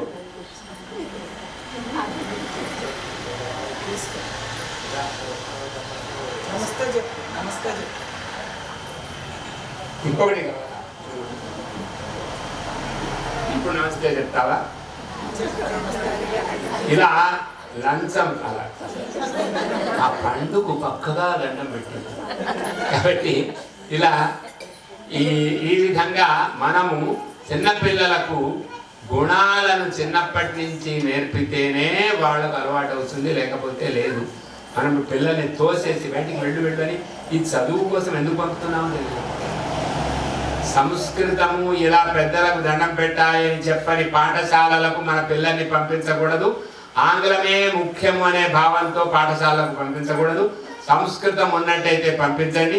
మీ పిల్లలు 10వ తరగతి చదివినట్టయితే కొవ్వూరు పంపించండి, మా సంస్కృత కళాశాలలో పంపించండి. కాబట్టి ఇలా ఎందుకు ఇది చెప్తున్నామంటే మన యొక్క ధర్మమును తెలుసుకోకుండా మనము లోకం పాడైపోయింది, అది పాడైపోయింది అంటే ఎందుకు పాడుతారు? కనుక ఈ విషయంలో పిల్లల యొక్క మనస్తత్వాన్ని మనము మార్చాలి, వాళ్ళ యొక్క లక్ష్యాన్ని మనం మార్చాలి. ధర్మము లక్ష్యము తప్ప డబ్బు లక్ష్యం మనకు ఉండకూడదు, మన పిల్లలకు కూడా డబ్బు లక్ష్యం ఉండకూడదు. అర్థం అనర్థం భావయ నిత్యం. ధర్మదేశమా అధర్మదేశమా? అర్థదేశమా అనర్థదేశమా? అర్థదేశం కాదు, అనర్థదేశం. అర్థం ప్రధానంగా ఆలోచించే దేశం కాదు మనది, ధర్మం ప్రధానంగా ఉండే దేశం మనది. కామదేశమా అకామదేశమా? కామదేశం. ఎందుకు కామదేశం కాదా? కామదేశం ధర్మ కామదేశం మనది. ధర్మం కావాలనే కోరిక ఉండాలి, అధర్మం కావాలనే కోరిక కోరికలు ఉండాలి, మంచి కోరికలు ఉండాలి, చెడు కోరికలు ఉండకూడదు. కాబట్టి ధర్మ కామము మనకందరికి కావాలి. ఇది తెలియకుండా అతడు దుర్వాస మహర్షి వస్తే తానే దిగలేదు. అది కూడా చాలా అలసి ఉంది, చాలా దూరం నడుచుకుంటూ వచ్చింది ఏనుగు. దాని మీద కూర్చున్న ఆయనకే బుద్ధి లేదు, నడిచి వచ్చిన దానికేం బుద్ధి ఉంటుంది. వెంటనే అమ్మవారి యొక్క ప్రసాదము అని చెప్పని దుర్వాస మహర్షి ఇచ్చాడు ఇంద్రునికి. ఇంద్రుడు ఎందుకు తీసుకున్నాడు, తీసుకొని ఆ ఏనుగు మీద పారేశాడు. చూస్తుండగా తీసుకోకుండా ఉండవచ్చు కదా, కొంచెం పాపం తగ్గుతుంది, కానీ దాని మీద వేశాడు. వెంటనే శపించాడు దుర్వాస మహర్షి, మీరు ఐశ్వర్య మదమత్తులై ఉన్నారు, మీ ఐశ్వర్యం మీకు నశిస్తుంది అని శపించాడు. ఆ తర్వాత ఏం జరిగిందంటే ఈ ఐశ్వర్య మదమత్తత ఇంకా పోలేదు. దుర్వాసుని యొక్క శాపం వచ్చింది, అయినా కూడా పోలేదు. అతడు ఇంకొక పాపం కూడా చేస్తే గానీ ఐశ్వర్యం పెరగదు. కాబట్టి ఇంకొక పాపం ఏం చేశాడు, ఇంకా స్వర్గంలో ఇంత మొహమ్మద్దే పనులే ఎక్కువ చేయాలి కదా, అక్కడ వేరే ఉండదు కదా. అప్సరసల్లారా రండి, నృత్యం చేయండి. మళ్ళీ అవే డ్రమ్ములు, గణపతి నవరాత్రులు అనే పేరు చెప్పి మనం ఇప్పుడు ఏం చేస్తున్నాం, డమ్ డమ్ డమ్, ఎగరడము, దూకడము, తాగడము, తందనాలు. పాపం గణపతి ఏమంటాడు, పాపమూలేగింపు చేస్తున్నారు. పాపమూలేగింపు చేయకూడదు, పుణ్యమూలేగింపు చెయ్యాలి అని డబ్బులు ఇచ్చిన వాళ్ళు చెప్పరు, పూజ చేసిన వాళ్ళు చెప్పరు, చివరి రోజున మీ ఇష్టం అంటారు. అలా కాకుండా మనమంతా కూడా కలిసి ఊరేగింపులో పాల్గొనాలి.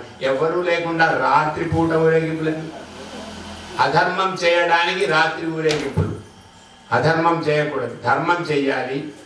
చక్కగా శ్రద్ధతో ఇన్ని రోజులు పూర్తి చేసిన గణపతికి, పూజ చేసిన గణపతికి వీడుకోలు అంటే ఎంత శ్రద్ధతో మనం చెయ్యాలి. అలా ఎవరైతే చేస్తారో వాళ్ళకు సుఖం కలుగుతుంది. కానీ అదే ధర్మం, అదే ఆలోచన రాలేదు. ఇంద్రుడికే రానప్పుడు మనకేమొస్తుంది. వెంటనే ఇంద్రుడు ఆ గానా బజానా ప్రారంభం చేయండి అన్నాడు. వెంటనే ప్రారంభమైంది. ఇంకా దేవతలంతా కూడా, ఇంద్రుడు ఊగిపోతూ ఉంటే దేవతలంతా కూడా ఊగిపోతుంది. దేవతలకు అమృతం అనే ఒక మత్తు వస్తుంది, రాక్షసులకేమో మద్యం అనే మత్తు వస్తుంది. దేవతలకు అమృతం అనే మత్తు వస్తుంది. అమృతం మత్తు చేత అటు ఇటు ఇంద్రుడు ఊగిపోతున్నాడు, దేవతలు ఊగిపోతున్నారు, వాళ్ళు నృత్యం చేస్తున్నారు, గంధర్వులు పాడుతున్నారు, కిన్నర్లు మొదలైన డప్పులు ఇవన్నీ కూడా వాయిస్తున్నారు. మనం ఇప్పుడు ఈ కాలంలో దుష్కార్యంగా గణపతి ఊరేగింపులను, అమ్మవారి ఊరేగింపులను చేస్తూ ఇష్టం వచ్చినట్టుగా ఎలా ప్రవర్తిస్తున్నామో, చెడు పాటలు, చలనచిత్ర పాటలు పెట్టి భగవంతుడికి విరుద్ధమైన అసంస్కృతములైన కార్యక్రమాలు ఎలా చేస్తున్నామో అలాగే మొదలు పెట్టాడు స్వర్గలోకంలో కూడా. అప్పుడు అంత వేగముతో ధ్వని వచ్చింది. ఆ ధ్వని శుద్ధి ఏం జరుగుతోంది అని చూడడానికి బృహస్పతి అక్కడికి, బృహస్పతిని చూచారు కానీ ఆయనే వస్తాడు. ఆయన రోజు కూర్చోవడం ఎన్నట్టు స్వాగతం చెప్పాలి. నానే కదా వచ్చేది, రోజు ఎన్నిసార్లు దండం పెడతాం, ఒకసారి దండం పెడితే చాలు కదా. ఎప్పుడు దండం పెడుతూ కూర్చోండాల వినయంగా, ఏం నాన్న వేసేది ఇలా మనం అనుకుంటాం కదా. అదేవిధంగా ఏం అమ్మ అని అమ్మకు దండం పెడతారా, నాన్నకు దండం పెడతారా, ఎవరు పెట్టాం. కాబట్టి ఇలా మన పిల్లలు చూస్తుండగా మనం రోజు దండం పెడితే ఆ పిల్లలు కూడా మనకు కూడా దండం పెడతారు. రహస్యం, ఈ రహస్యం పిల్లలకు చెప్పకుండా చేయించండి, సరేనా?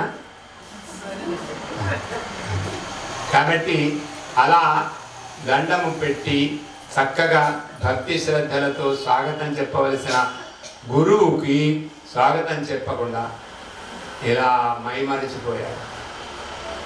బృహస్పతికి కోపం వస్తుంది. వెంటనే ఇక్కడ అవమానం, ఇక్కడ ఎందుకు వచ్చాను నేను, ఏదైనా రాక్షసులు ఇప్పుడు బలంగా ఉన్నారు, వాళ్ళ ద్వారా మీకు అపకారం కలుగుతుంది అని చెప్పడానికి వచ్చేటప్పుడు కూడా స్వాగతించి కూర్చోబెట్టి అడగాలి. అయితే నా మనస్సు తెలియదు, నా మనస్సు తెలియనంత మాత్రమున నేను ఎందుకు వచ్చానో తెలియదు కాబట్టి ఇంకా అవమానించడమేనా?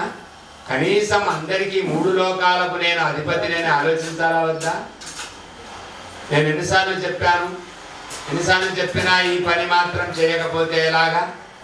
రోజు చెప్పాలా, ఇంద్రా ఇట్రా నేను వస్తున్నాను, ముందుగా సూచన చెయ్యాలా? సూచన చేసి చెప్పాలా అని ఆలోచించుకొని ఆయన కోపం వచ్చేసేసి వెళ్ళిపోయాడు. ఇంటికి వెళితే ఇంటిలో కూడా భార్య చెప్తుందేమో అనే దృష్టితో ఇంటిలో కూడా ఉండకుండా వెళ్ళిపోయాడు. ఎక్కడికి వెళ్ళాడో తెలియదు. ఇంద్రుడికేమో ఆనంద తాండవం జరుగుతోంది ఇంద్రుడి ముందు. పాపం బృహస్పతికి ధర్మం చెప్పే బృహస్పతికి ఏకాంతంలో నివాసం. ఇప్పుడు లోకం అలా ఉంది. వ్యాసుల వారు కూడా ఇలాగే ఒకసారి పురాణాలు ఇవన్నీ రాసిన తర్వాత ఎవరికి చెప్తారు, ఎంతమంది వింటారు? నా పుణ్యం బాగుంది కాబట్టి ఎర్రనగూడెంలో ఇంతమంది వింటున్నారు. కానీ వ్యాసుల వారి యొక్క పుణ్యం ఎలా ఉందో తెలియదు. నలుగురు విన్నారు లేదు, కానీ ఒక ఆయనే విన్నాడు, ఒక్కడే విన్నాడు. భగవంతుడి యొక్క మాటల్ని అందరూ విన్నారు అది తెలియదు, కానీ అర్జునుడు ఒక్కడు విన్నాడు కానీ అర్జునుడు మర్చిపోయాడు. తర్వాత మళ్ళీ నువ్వేం చెప్పావు నాకు గుర్తులేదు, ఒకసారి చెప్పు కృష్ణ అన్నాడు. ఏం వినడం? కాబట్టి ఇలాంటి కర్మలను మనం అలవాట్లలో చేస్తూ ఉంటాం. అలవాట్లలో చేసినట్టుగా కాకుండా ప్రతి నిజము ప్రతి దినము కూడా ఏం వింటాం, చాలాసార్లు విన్నాం. ఎందుకంటే ఈ వినడం అక్కర్లేదు అంటే వినేటప్పుడు ప్రతిసారి క్రొత్త క్రొత్త రుచి క్రొత్త క్రొత్త అనుభవం వస్తుంది మనకు. మన వెంకటేశ్వర స్వామి గారి యొక్క 68 అయినాయా 66 అయినాయా 56 అయినాయి. 57దో 58దో ఎప్పుడో కొబ్బరిలో చేయాలి కదా, ఎప్పుడంటే అప్పుడు అలా చేయాలి కదా. అలా అదే టైం చెప్పము, మేము సమయం చెప్తాం. కాబట్టి అలాగే కాబట్టి సమయం తెలుసుకొని మాట్లాడదాం. కానీ ఎన్నాళ్ళు ఈ నృత్యం చెయ్యాలి, ఎన్నాళ్ళు ఈ వెంకటేశ్వర స్వామి కథను చెప్పాలి అనుకుంటే అని అనుకో. ఎందుకు అనుకోకూడదు? ధర్మాన్ని వ్యాప్తి చేయడం కోసం మనం సంకల్పం చేసుకున్నాం కాబట్టి మనము పక్కకు పెట్టకూడదు. ఆమె నేర్పిన వారికి దండం. కాబట్టి మనమంతా కూడా ఆమె దగ్గర నేర్చుకోవాల్సినవి చాలా ఉన్నాయి, వాటిని అన్నింటినీ కూడా విందాం. కనుక ఇలా ఒక ధర్మమును ఆచరించేటప్పుడు ఎప్పుడు గురువులను అతిక్రమించకూడదు.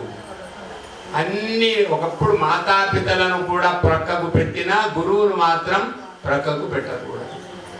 మాతాపితల్ని కూడా ప్రక్కకు పెట్టకూడదు, వాళ్ళని కూడా గౌరవించాలి. కాబట్టి ఇది మన భారతీయత. అది అతను శాపం ఇచ్చేశాడు గురువు బృహస్పతి.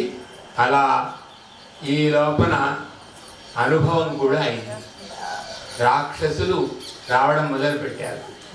బృహస్పతి లేడు, రాక్షసుల యొక్క బలం పెరిగింది. ఏం చెయ్యాలి? అప్పుడు ఇంద్రునికి మత్తు దిగిపోయింది. మత్తు దిగి అతడు దేవతలందరినీ కూడా పిలుచుకున్నాడు. తప్పు పని చేశాము, బృహస్పతిని వచ్చినప్పుడు కూడా నేను చూడలేదు, గౌరవించలేదు. ఇప్పుడేమో రాక్షసులు వస్తున్నారు. ఆయన ఏం చెప్పాలనుకున్నాడో, బహుశా ఈ రాక్షసులు వస్తారు మీరు జాగ్రత్త పడండి అని చెప్పుతున్నారో, జ్యోతిషం చూసి చెప్పడానికి వచ్చాడో, మనం గౌరవించలేదు. ఇంట్లోకి వెళ్ళినా కూడా ఆయన బృహస్పతి లేడు, మనం ఏం చెయ్యాలి? అప్పుడు వాళ్ళంతా అన్నారు, వరస ఉంటుంది కదా, బ్రహ్మను అడుగుదాం. బ్రహ్మ దగ్గరికి వెళ్ళారు. ఆ బ్రహ్మ తర్వాత శివుడిని అడుగుదాం, శివుడి దగ్గర వెళ్ళారు. వాళ్ళంతా కలిసి విష్ణువు దగ్గరికి వెళ్ళారు. అప్పుడు ఏమన్నారంటే విష్ణువు, బాబు మీరేమి సిద్ధపడకండి, మీకు మంచి పురోహితుడు కావాలి. ఇప్పుడు పురోహితుడు బాగా ఉన్నట్టయితే మీకు ఆపదలు పోతాయి. నెత్తి మీదికి వచ్చింది ఆపద, కాబట్టి పురోహితుడే గతి మనకు. కాబట్టి మీరు ఒక పురోహితుడిని చేస్తారు. ఎవరు పురోహితుడు? త్వష్ట అనేటువంటి ఒకానొక ప్రజాపతి ఉన్నాడు. ఆ త్వష్ట అనే ప్రజాపతికి త్రిశిరసుడు అనే పేరు కలిగినటువంటి ఒక కుమారుడు ఉన్నాడు. అతడు ఆ త్రిశిరసుడు, అతను చాలా గొప్పవాడు, ధర్మాలన్నీ కూడా తెలిసినటువంటి వాడు. ఆ ధర్మాలన్నింటినీ కూడా ఆచరించే మనస్సు కలిగినటువంటి వాడు. కనుక మీరు అతన్ని గురువుగా మీరు భావించండి. విశ్వరూపుడని అతని పేరు. ఆ విశ్వరూపుడనే పేరు కలిగినటువంటి త్రిశూలసుడు, అతనికి 3 తలలు ఉంటాయి, కానీ 3 తలలు ఎప్పుడూ కనిపించవు, ఒక తల కనిపిస్తుంది. రావణాసురుడికి కూడా 10 తలలు ఎప్పుడూ కనిపించవు, ఎప్పుడో ఒకప్పుడు 10 తలలతో ఉంటాడు. కనుక మామూలుగా ఒక తలే కనపడుతుంది. ఒక తల పోయిన తర్వాత మళ్ళీ తల కూడా రావచ్చు ఒకప్పుడు. కాబట్టి ఈ త్రిశూలసురుడికి కూడా అంతే, అతనికి విశ్వరూపుడు అని పేరు. ఆ విశ్వరూపుడు చాలా తెలిసినవాడు, రాక్షసులకు కూడా బంధువు. కనుక రాక్షసులు ఎలా మరణిస్తారో కూడా అతనికి తెలుసు. అందరి చరిత్ర తెలిసినవాడు మహనీయుడు. పురోహితుడు అంటే సామాన్యుడు కాదు. జ్యోతిషం తెలియాలి, లోకధర్మం తెలియాలి, శాస్త్రధర్మం తెలియాలి, తర్వాత తాను సదాచారిగా ఉండాలి, ఎవరికి అసదాచారము కనిపించకూడదు, చెయ్యకూడదు, నియమబద్ధంగా ఉండాలి, గ్రామానికి ఊరికి ఇంటి వాళ్లకు ఆదర్శ రూపంగా కనిపించాలి. అలా కనిపించడం లేదు కాబట్టి మనం వాళ్ళని వదిలేసాము, వాళ్ళు మనల్ని వదిలేశారు. కాబట్టి ఈ విధంగా మనం ఏం చేయాలి, వాళ్లను బోధ చేసి నువ్వు పురోహితుడు కాబట్టి నువ్వు చేయాలి, చక్కగా ఉండాలి అని మనం ఇప్పుడు చెప్పాలి. అలా చెప్పి పురోహితులకు పురోహితత్వాన్ని పెంచాలి, మనకు మనతనాన్ని మనం పెంచుకోవాలి. ఇలా చేస్తే ధర్మం నిలుస్తుంది. కాబట్టి మీరు వెళ్ళండి. విశ్వరూపుడైనా సరే చెడు అలవాట్లు ఉన్నాయి అతనికి, అయినా కూడా అలవాట్లు చెడ్డవైనా విశ్వరూపుడు పురోహితుడిని కావాలి, బాగా తెలిసినవాడు. కాబట్టి మీరు చెప్పండి అనగానే దేవతలంతా వెళ్ళి, స్వామి, తాతగారు, మేమంతా వచ్చాము, మీకు సహనగుణం చాలా ఉంది, చాలా దయగలదు మీకు, మాకు కొద్ది రోజులు కాదు, మీరు పురోహితులుగా ఉండండి. మీరు దేవతలు కదా, మీరు నన్ను పురోహితులు పిలిచారేమిటి? మేము తర్వాత చెప్తాం ఆ విషయాలు, ముందు మాకు పురోహితులు కావాలి, మాకు ఆపదలు వస్తున్నాయి, రక్షించాలి మీరు. సరే రండి. ఏం ఆపద వచ్చింది? రాక్షసులు మమ్మల్ని పీడిస్తున్నారు. రాక్షసులు పీడిస్తూ ఉంటే రాక్షసులు నా వాళ్ళు కదా అని అనుకోలేదు, మీకు ఆ ఉపకారం చెప్తాను అని ఆ ఉపకారాన్ని చెప్పాడు. ఆ ఉపకారం ఏమిటి అంటే,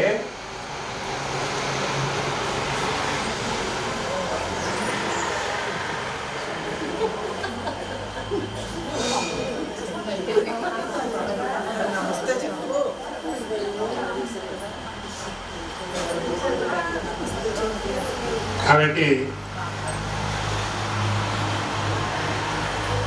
నమస్తే యజ్ఞవీర్యాయ వయసే ఉతతే నమః, నమస్తే హ్యస్తచక్రాయ నమస్సు పురుహూతయే అని వాళ్ళంతా కూడా ఆలోచన చేసి అతనికి నమస్కారం చేశారు. అతడు వీళ్ళందరికీ వాళ్ళ యొక్క బాధ తెలుసుకొని, రాక్షసుల యొక్క బాధ నివారణ కోసము నేను ఒక మంత్రాన్ని మీకు చెప్తాను. మంచి సమయంలో ఒక మంత్రం చెప్తాను.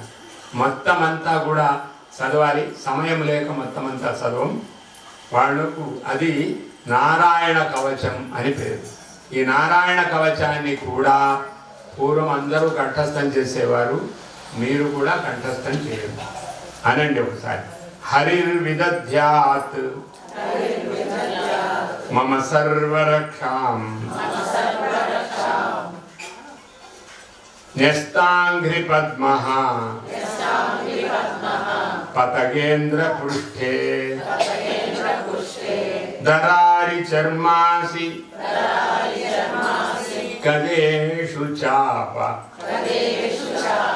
పాశాన్ దధానః అష్టగుణః అష్టబాహుః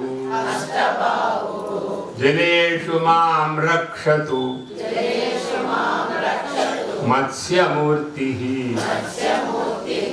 యాదో గణేభ్యః వరుణస్య పాశాత్ స్థలేషు మాయావటు వామనః అవ్యాత్ విక్రమః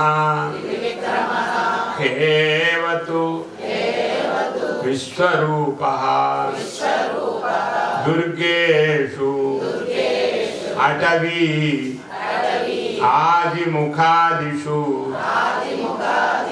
ప్రభుః పాయాత్. అంటే ఏమిటి? నేను చూపిస్తున్నాను కదా. పాయాత్ అంటే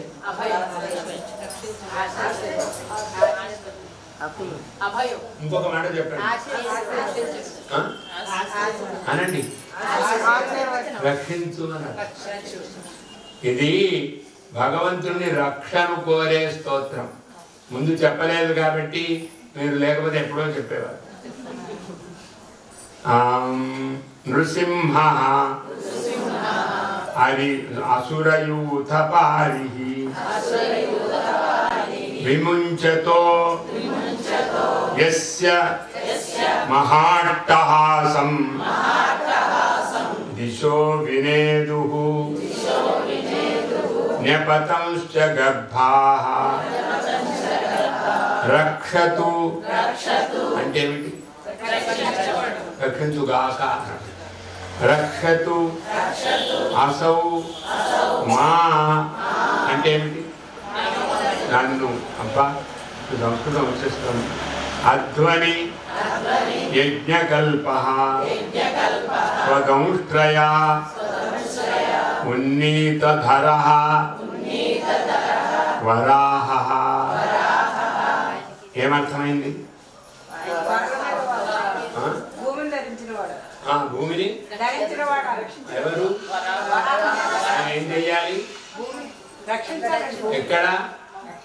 అధ్వని. అధ్వని అంటే దారిలో. అధ్వాన్నం అంటామా మనం తెలుగు? అధ్వ అంటే మార్గం. మార్గంలో అన్నం తినకూడదు అంటే హోటల్లో తినకూడదు అని అర్థం. రక్షత్వసౌ మా అధ్వని యజ్ఞకల్పః స్వదంష్ట్రయా ఉన్నీతధరః వరాహః రామః అద్రికూటేషు అథ విప్రవాసే. అంటే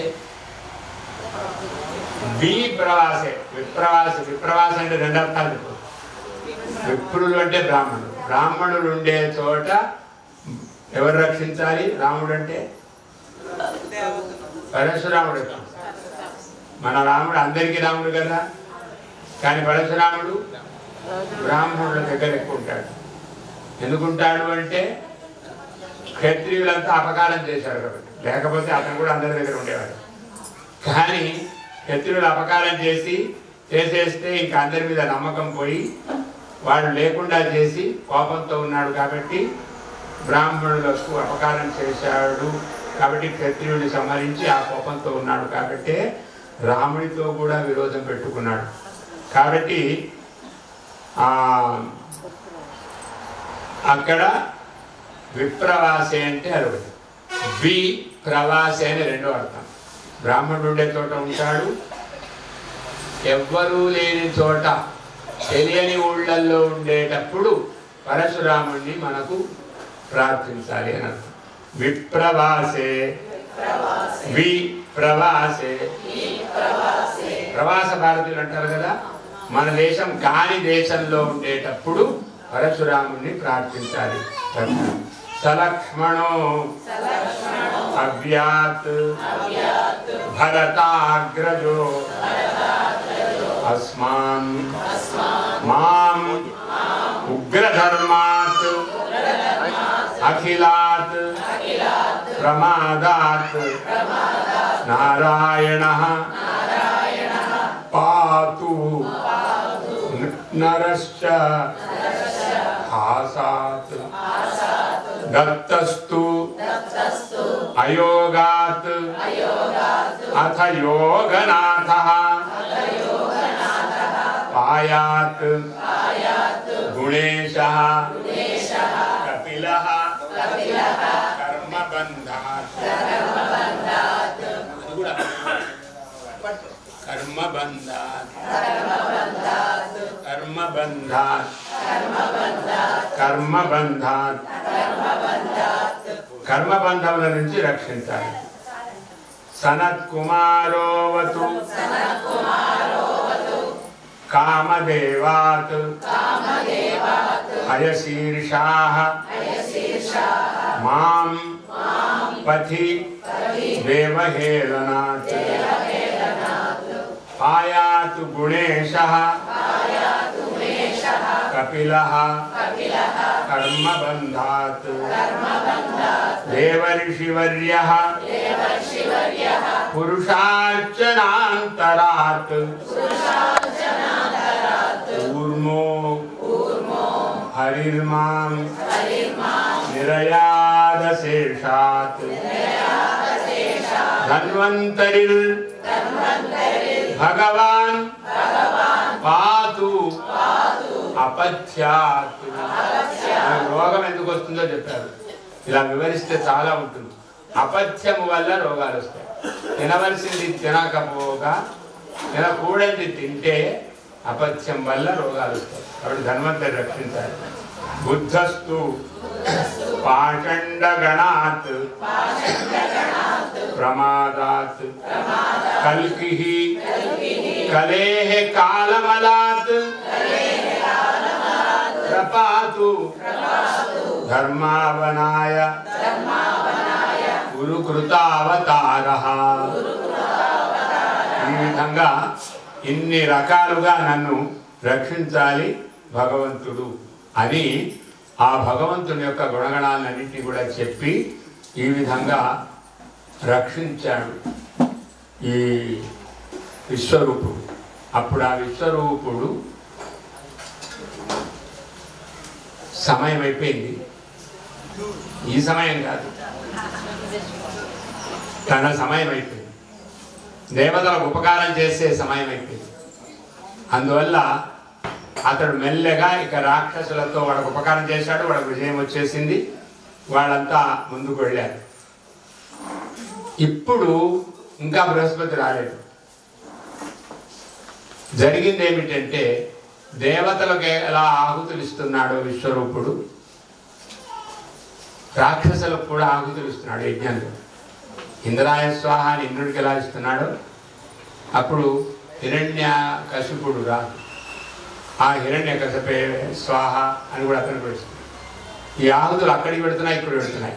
కోపం వచ్చేసి ఇంద్రుడికి ముందే చెప్పాడు, స్వామి మీకు ఒక్క విజ్ఞప్తి, పురోహితుల వారు, మాకు విరుద్ధంగా మాత్రం మీరు ప్రవర్తించవద్దు.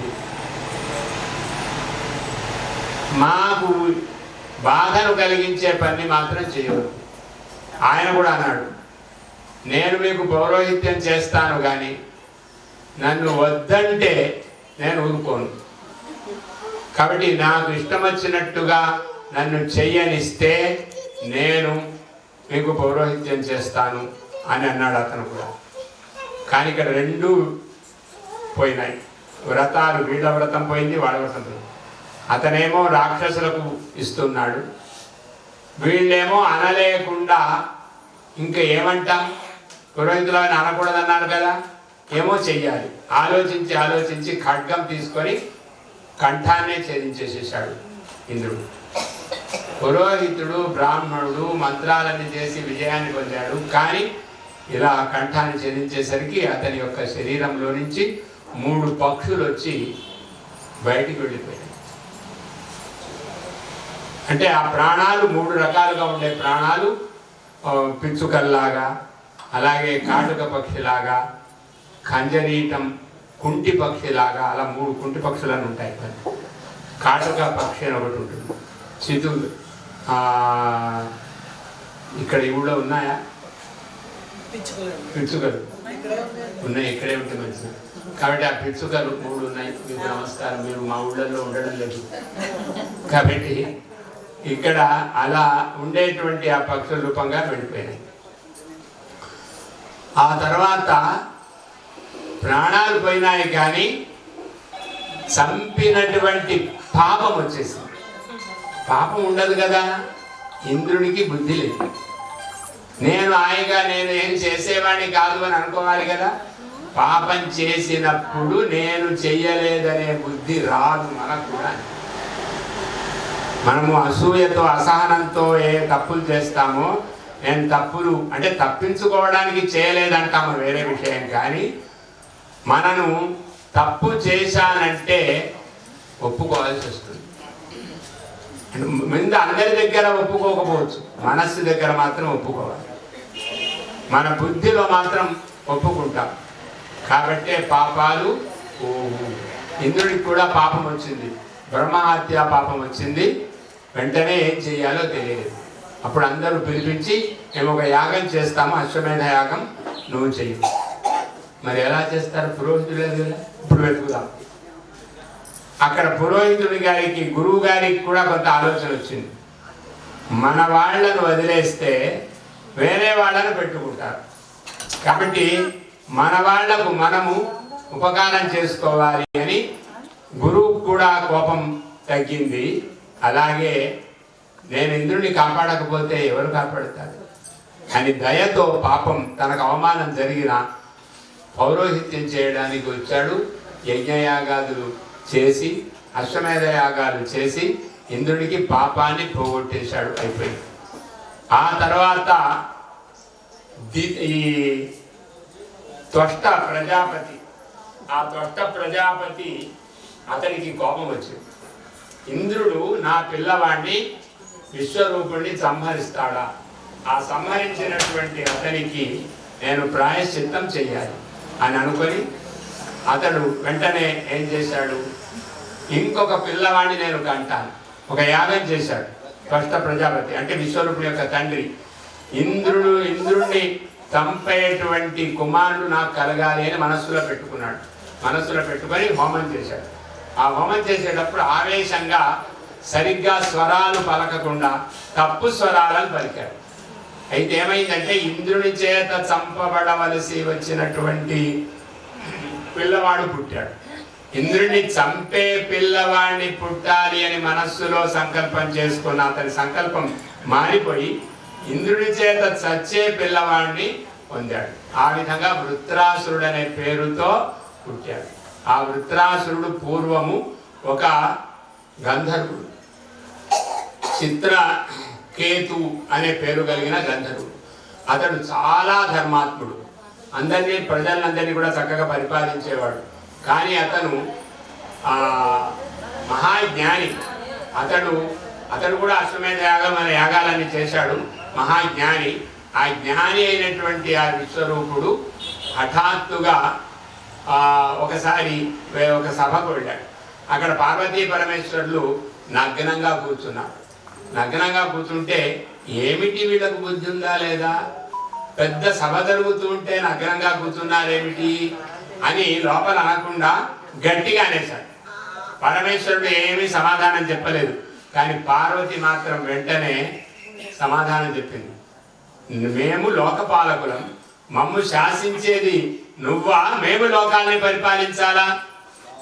మేమే చెప్పింది ధర్మమా, మీరు చెప్పింది ధర్మమా అని ఆవిడ ఆవేశంతో అని నువ్వు రాక్షసుడు అయిపోతావు అని చెప్పించాడు.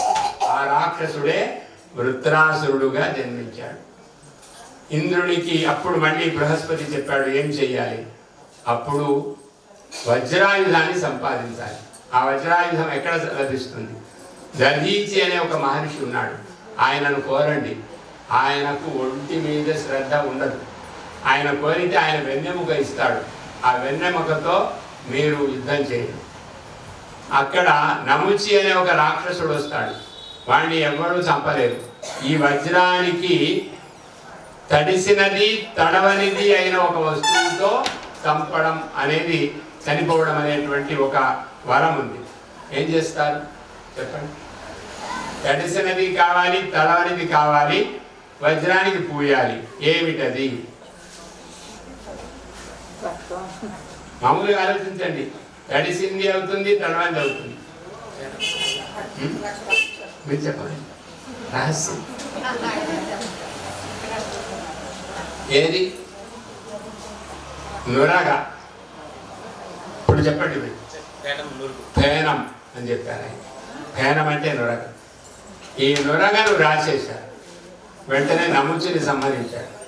ఆ తర్వాత వృత్రాసురుడు వస్తుంటే, వృత్రాసురుడు మహాజ్ఞాని. ఎందుకంటే పూర్వజన్మలో జ్ఞాని, ఇప్పుడు కూడా జ్ఞాని. ఎందుకు అతను జ్ఞాని అయ్యాడంటే, ఆ పూర్వము అతడు ఒక మంచి గంధర్వుడు కదా చిత్రకేతు. అతనికి 300 మంది భార్యలు ఉండే. వాళ్ళందరికీ కూడా సంతానం లేదు. ఈమెను పెళ్లి చేసుకున్నాడు, సంతానం కలిగేది. ఇంకా ఆమెను పెళ్లి, వాళ్ళకు ఆవేశం అన్నమాట. మనకినో 15-16 సంవత్సరాలు ఎదురు చూచి ఈమె వల్ల సంతానం కలగదేమో అని మనుషులు ఈ కాలంలో చేసుకోలేదు. కానీ ఒక 100 సంవత్సరాల క్రితం 2-3 వాడు చేసుకునేవాడు. ఒక 15-20 సంవత్సరాలు చూసి, కానీ ఒకరోజు చూసేసి ఈమె వల్ల సంతానం కలిగలేదు, వదిలేసేది. ఇంకొక అమ్మాయి ఇలా 300 మందిని పెళ్లి చేసుకున్నాడు. 300 మందిని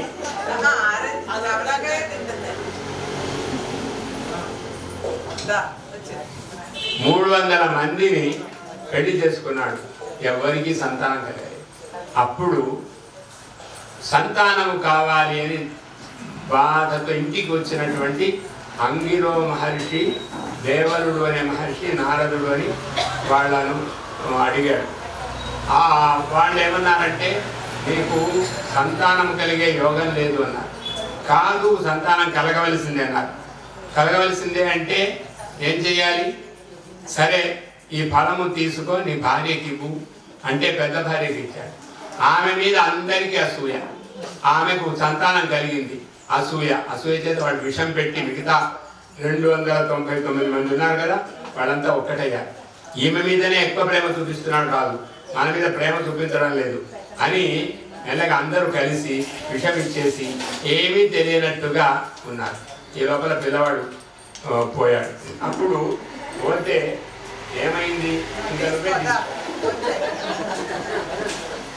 నీకు ఆ అబ్బాయి ఆవేశించాడు కాబట్టి నువ్వే తీసుకో. కాబట్టి ఆ గంధన మొత్తం మీద అతను చాలా ధైర్యంతో ఏం చేశాడంటే, ఎక్కడ ధైర్యము, ఎందుకు ధైర్యము? అసూయ పడి వాళ్ళు విషం ఇచ్చేశారు ధైర్యం. పిల్లవాడు పోయాడు. అందరు ఏడుస్తుంటే వీళ్ళు కూడా ఏడ్చారు. 299 మంది ఏడ్చారు. కళ్ళ తల్లి ఏడ్చింది, తండ్రి ఏడుస్తున్నాడు. మళ్ళీ నారదుడు, ఆ దేవలుడు వాళ్ళిద్దరు వచ్చారు. వచ్చి ఎందుకు ఏడుస్తున్నావు? నేను ముందే చెప్పాను కదా బాబు, నీకు సంతాన యోగం లేదని. నువ్వు సంతానం మీద దృష్టి పెట్టుకోకు, వదులు. కాదు కాదు కాదు నాకు బ్రతకాలి. అప్పుడు ఆ జీవుడు చెప్పాడు, ఆ జీవుని బ్రతికించండి అంటే నారదుడు చెప్పాడు, జీవా ఏ చెప్పు, వీళ్లకు నీవు నీ తండ్రి తల్లి ఇక్కడ ఏడుస్తున్నారు, రాలో బయటికి రా అంటే ఆ జీవుడు చెప్పాడు. నారదుడి బలం వల్ల ఇప్పుడు కృత్రిమమైన శ్వాస ఇచ్చి కొంతసేపు బ్రతికిస్తారు కదా, అలా కొన్ని లక్షలు తీసుకొని, ఎందుకు అలా బ్రతికించుకోవాలో తెలియదు. ఆ తాళపు చెవి ఎక్కడ పెట్టారో చెప్పలేదు. అందుకోసం 33 లక్షలు ఇచ్చి ఆ తాళపు చెవి కోసం బ్రతికించుకుంటారు. కాబట్టి ఇలాంటివి జరుగుతూ ఉంటాయి. కాబట్టి ఇక్కడికి కూడా ఇతనికి బ్రతికించారు. ఆ బ్రతికించినటువంటి పిల్లవాడు ఏమన్నాడంటే, ఏ తల్లిదండ్రులు పిలిచారండి నన్ను, నాకు గుర్తు రావడం లేదు. వీరే బాబు, ఈ చిత్రకేతు మహారాజు నాకు చూసినట్లేదు. ఎన్నో జన్మలలో నేను పుడతాను, ఎన్నో తల్లిదండ్రులు అయ్యారు నాకు, ఈయనే తల్లిదండ్రులు నేను మర్చిపోయాను అన్నాడు. ఈయనకు తల కొట్టేసినట్టయితే ఆ తర్వాత నారదుడు ఉపదేశించి, నాయన ఇలా ఉంటుంది, ఎవరితో సంబంధం లేదంటే అప్పుడు ఆ చిత్రకేతువు సరేనని జ్ఞానాన్ని పొందాడు. సంకర్షణ విద్య అనే విద్య నేర్చుకున్నాడు. ఆ బలం చేతనే పార్వతిని కూడా చెప్పించాడు. బలం, విజ్ఞాన బలం. జ్ఞానం ఉందేటువంటి అహంకారం వస్తుంది. బలం ఉందనే అహంకారం ఎలా ఉంటుందో, ధనం ఉందనే అహంకారం ఎలా ఉంటుందో, జ్ఞానం ఉందనేటువంటి అహంకారం కూడా వస్తుంది. ఆ జ్ఞానముతో పార్వతి యొక్క శాపాన్ని పొందాడు, వృత్రాసుడయ్యాడు, ఇంద్రుని చేత సంహరింపబడ్డాడు. ఇలా ఉండగా దితి ఉంది కదా, ఆ దితి పూర్వము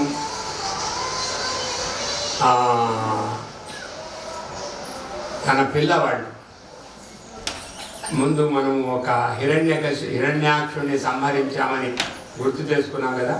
ఆ హిరణ్యాక్షుణ్ణి సంహరించిన తర్వాత హిరణ్యకశిపుడు తన తమ్ముడు మరణించినప్పుడు తల్లి దితిదేవి వాళ్ళంతా ఏడుస్తున్నారు. ఆ ఏడుస్తూ ఉంటే అప్పుడు హిరణ్యకశిపుడు ఉపదేశం చేశాడు, అమ్మ ఎవరికి ఎవరు కాదు, ఓ మరదళ్ళారా ఎవరికి ఎవరు కాదు, అంతా కర్మను బట్టి ఉంటుంది, మనం ఎవరికి ఎవరం కాదు కాబట్టి మనం ప్రశాంతంగా ఉండాలి అని జ్ఞానాన్ని బోధించాడు హిరణ్యకశిపుడు అమ్మకు వాళ్ళకు. కానీ తన నైజం స్వభావం ఏదైతే ఉందో ఆ స్వభావంతో అతను ఏం చేశాడంటే, ఏ రాక్షసులారా రండి, ఇప్పుడు మా తమ్ముడిని సంహరించినటువంటి ఇతన్ని నేను ఇప్పుడు సంహరిస్తాను, మీరంతా కూడా ఈ హరి నారాయణుడు ఎక్కడుంటాడో వెతకండి. నారాయణుడు ఎక్కడుంటాడు? గోవుల దగ్గర ఉంటాడు. అదేవిధంగా ఎక్కడుంటాడు? వేదాల దగ్గర ఉంటాడు. ఎక్కడుంటాడు? యజ్ఞాలు చేసే చోట ఉంటాడు. ఎక్కడ ఉంటాడు? భాగవత సప్తాహం జరిగే చోట ఉంటాడు. నాకు విరుద్ధమైన సప్తాహం చేస్తారు వీళ్ళు, భాగవత సప్తాహం. కాబట్టి ఈ సప్తాహాలు చేయించవద్దు, యజ్ఞాలు చేయించవద్దు, అలాగే ధర్మకార్యాలు చేయించవద్దు, పుణ్యాలు చేయించవద్దు, పాపం చేయించవద్దు. ఎక్కడికి వెళితే అక్కడ చంపేసేయండి, ధర్మకారులను, ధర్మం చేసే వాళ్ళందరూ కూడా సంహరించండి అనే తన రాక్షసత్వాన్ని నిరూపించారు. ఎవరైనా ఏమైనా చెయ్యాలనుకుంటే హిరణ్యకశపవే స్వాహ అని నాకు ఇవ్వండి ఆహుతులను. ఎవరైనా చెప్పాలి అంటే హిరణ్యకశిపుడి కథను చెప్పండి. ఎవరైనా ఏదైనా చెయ్యాలి అంటే హిరణ్యకశిపుడినే గౌరవించండి. నేను అందరి దేవతలకు నేను ప్రభువును, నేనందరి అని తానే స్వర్గాధిపతిగా, తానే భూలోకాధిపతిగా, తానే పాతాళాధిపతిగా తనంతాను ప్రకటించుకొని ఉన్నాడు.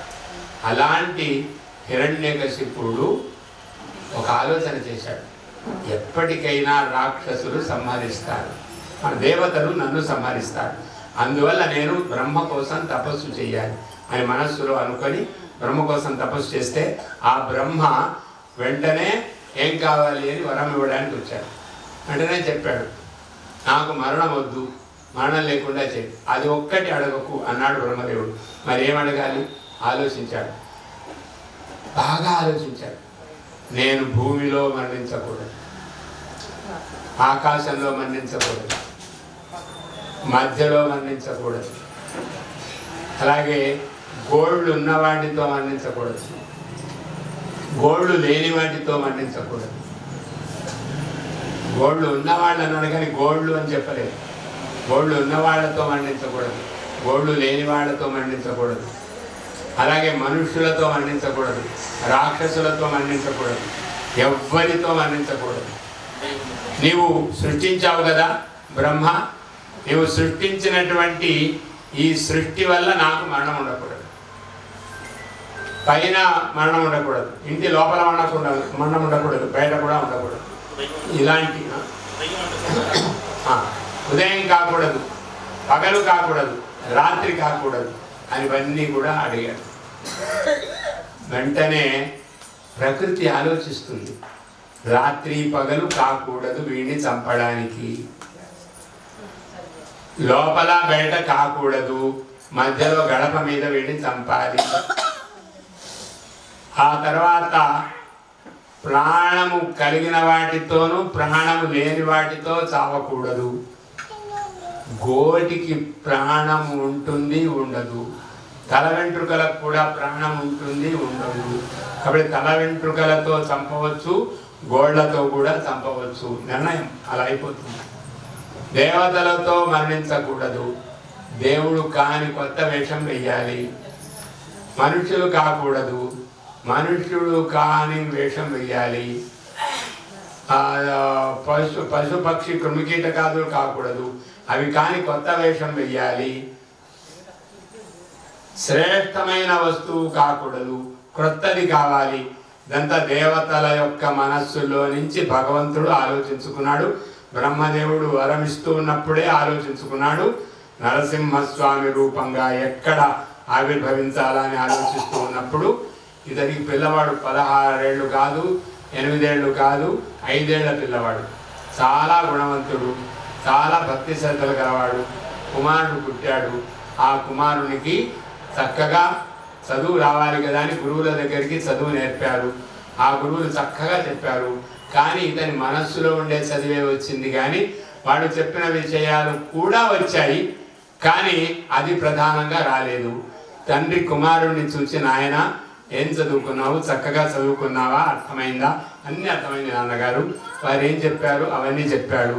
మరి నీవేమనుకుంటున్నావో చెప్పు అంటే, శ్రవణం, కీర్తనం, విష్ణు స్మరణం, పాదసేవనం, అర్చనం, వందనం, దాస్యం, సఖ్యం, ఆత్మ నివేదనం.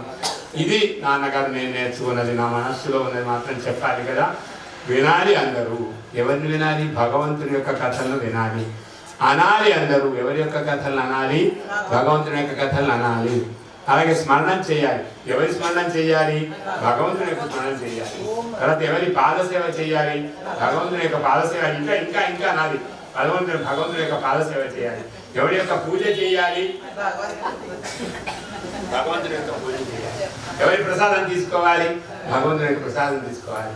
ఇంకా ప్రసాదుడు కదా నువ్వు, ఇలా అంతా నాకు చెప్పేసరికి సరేనని ఇతని మనస్సులో ఇదేమిటి నాకు విరోధి యొక్క గుణాలని నాకు నేర్పుతున్నాడు పిల్లవాడని నవ్వుకొని, శుండు అమర్కుడు అని శుక్రాచార్య వాళ్ళు ఊళ్ళో లేరు, అందువల్ల షండామర్కులు అనేటువంటి పేరు కలిగినటువంటి వాళ్ళ అబ్బాయిలను పిలిచి, ఆయన మావాడు పాడైపోతున్నాడు కాబట్టి మీరు సరిగ్గా చెప్పండి. మేము సరిగ్గానే చెప్తున్నామండి, కానీ మీ పిల్లవాడికి సహజంగానే ఈ గుణం ఉంది. కాదు కాదు, ఈసారి సహజంగా చెప్పండి, సరిగ్గా చెప్పండి అని అంటే అతడు అక్కడ ఎక్కడో అంతటా ఉన్నాడు స్వామి, అక్కడ ఇక్కడ కాదు, అంతటా ఉన్నాడు అనేటువంటి చదువు నేర్చుకున్నాడు. గురువులు కూడా పాఠాలు చెప్పాడు, అదంతా వింటాడు, కానీ ఏమీ బాధపడడు. అందరినీ గౌరవిస్తాడు, కానీ ఎదురాడడు, అన్నిటిని ఒప్పుకుంటాడు. చివరికి మళ్ళీ కూడా ఏమైంది, ఏం చెప్పారు అని అంటే, మాకు అర్థం కావడం లేదండి, మీ పిల్లవాడు తప్పులు చేస్తున్నాడు, మీ దృష్టిలో తప్పులు చేస్తున్నాడు, మా దృష్టిలో కూడా తప్పులు చేయడం లేదు, కానీ మీ దృష్టిలో తప్పులు చేస్తున్నాడు. ఎందుకంటే భక్తినే మనస్సులో వ్యాప్తి చేస్తున్నాడు. అలా అయితే వీడిని సంహరించేయండి. ఇంకా నా పిల్లవాడే నాకు ఎదురుగా ఉంటే ఎలాగా, కాబట్టి నేను చంపేస్తాను అని ఏనుగులతో తొక్కించాడు. కానీ ఏనుగులతో తొక్కించిన ఏనుగుగా చూస్తే ఏనుగు చంపుతుంది, దానికి ఏనుగుకు బుద్ధి లేకపోవచ్చు, కానీ నేను కూడా ఏనుగుగా చూస్తేనే అది చంపుతుంది. కానీ నేను ఏనుగుగా చూడకుండా, అది తొక్కిన దాన్ని తొక్కింది అని అనుకోకుండా నేను చావను. అలాగే పాములను పాముల్లాగా చూచి అవి పాములను బుసగొడితే చంపుతాను, నేను చచ్చిపోతాను అని మనస్సులో అనుకొని దాని మీద ఒక రాయి బిడ్డ వేసి అది కూడా మనను కోపంగా చూచేటట్టుగా చేసి దానికి కోపం కలిగించి మనం దానికి కోపం చేస్తే అది మనం చంపుతుంది. కానీ పూర్వుల గ్రామంలో నిన్ననే ఇప్పుడు చెప్పాను, మనం అహింసగా ఉంటే మనకు ఏ ప్రాణి హింసను కలిగించదు, కాబట్టి అది కూడా ఏమీ చేయలేదు. ఆ తర్వాత పాములు, అలాగే బాణలీలో నూనె, మరి నరకలోకంలో చూసాం కదా, అలాంటి దాంట్లో చేస్తే చస్తాడేమో అని అనుకొని అందులో నూనె బాగా మరిగించి అందులో వేస్తే ఇది నూనె మరుగుతున్నది అని ఏమీ చూడడం లేదు, హాయిగా వాళ్ళు వేసేశారు. వేస్తే బజ్జీలాగా పైకి తేలాడు, కానీ ఏమీ కాలేదు, ఏమీ జరగడం లేదు. తర్వాత పెద్ద కొండ మీద నుంచి కింద పడేశారు. ఇది కొండ ఎత్తుది, నేను క్రింద పడతాను, మరణిస్తాను అని అనుకుంటే మరణిస్తాడు, కానీ మనుష్యుడు నేను మరణిస్తాను అని అనుకోకపోతే, మరణించాలి అని అనుకోకపోతే మరణించడు. ఒక రహస్యం. పక్క వాళ్ళ మీద కారణాలు పెట్టి తెలియలేదు అని అంటాం, కానీ మరణించేటప్పుడు ఒక క్షణం అనుకోడు, అది ఎవరికి చెప్పడు, నేను చస్తాను. ఎప్పుడు చెప్తాడు? ఒక ఆఘాతం వచ్చింది, ఒక వాహనం వచ్చింది, కొట్టింది, నేను బ్రతకలేను చస్తాను అని అనుకుంటాడు. లోపల ఎవరికి చెప్పు వినేవాడు ఉండదు. కొంతమంది కొన్ని మాటలు చెప్పగలుగుతారు, కొన్ని చెప్పలేరు. కానీ మరణిస్తాను అని అనుకోకపోతే మరణం కూడా రాదు. కానీ రహస్యం ఏమిటి అంటే తెలియకుండా రావడమే మరణం. నిద్ర మీకు ఎలా వస్తుంది? నిద్ర పోవాలి పోవాలి అని అనుకుంటూ ఉంటే నిద్ర వస్తుందా? ఇంకా మెలుగునే నిద్ర పట్టాలి అని అటు ఇటు దోమలు ఉన్నాయని కానీ లోపల వాతం ఉంది కానీ అని నేను అనుకొని నిద్ర పట్టాలి ఎప్పుడు పట్టాలో తెలియకుండా పడితేనే పడతాము, తెలియకుండానే మెలకు రావాలి. ఆ విధంగా మరణం కూడా అంతే, రాదు. ముఖ్యంగా మరణాన్ని గురించి ఆలోచించే వాళ్లకు మరణం వస్తుంది కానీ మరణాన్ని గురించి ఆలోచించే వాళ్లకు మరణం రాదు.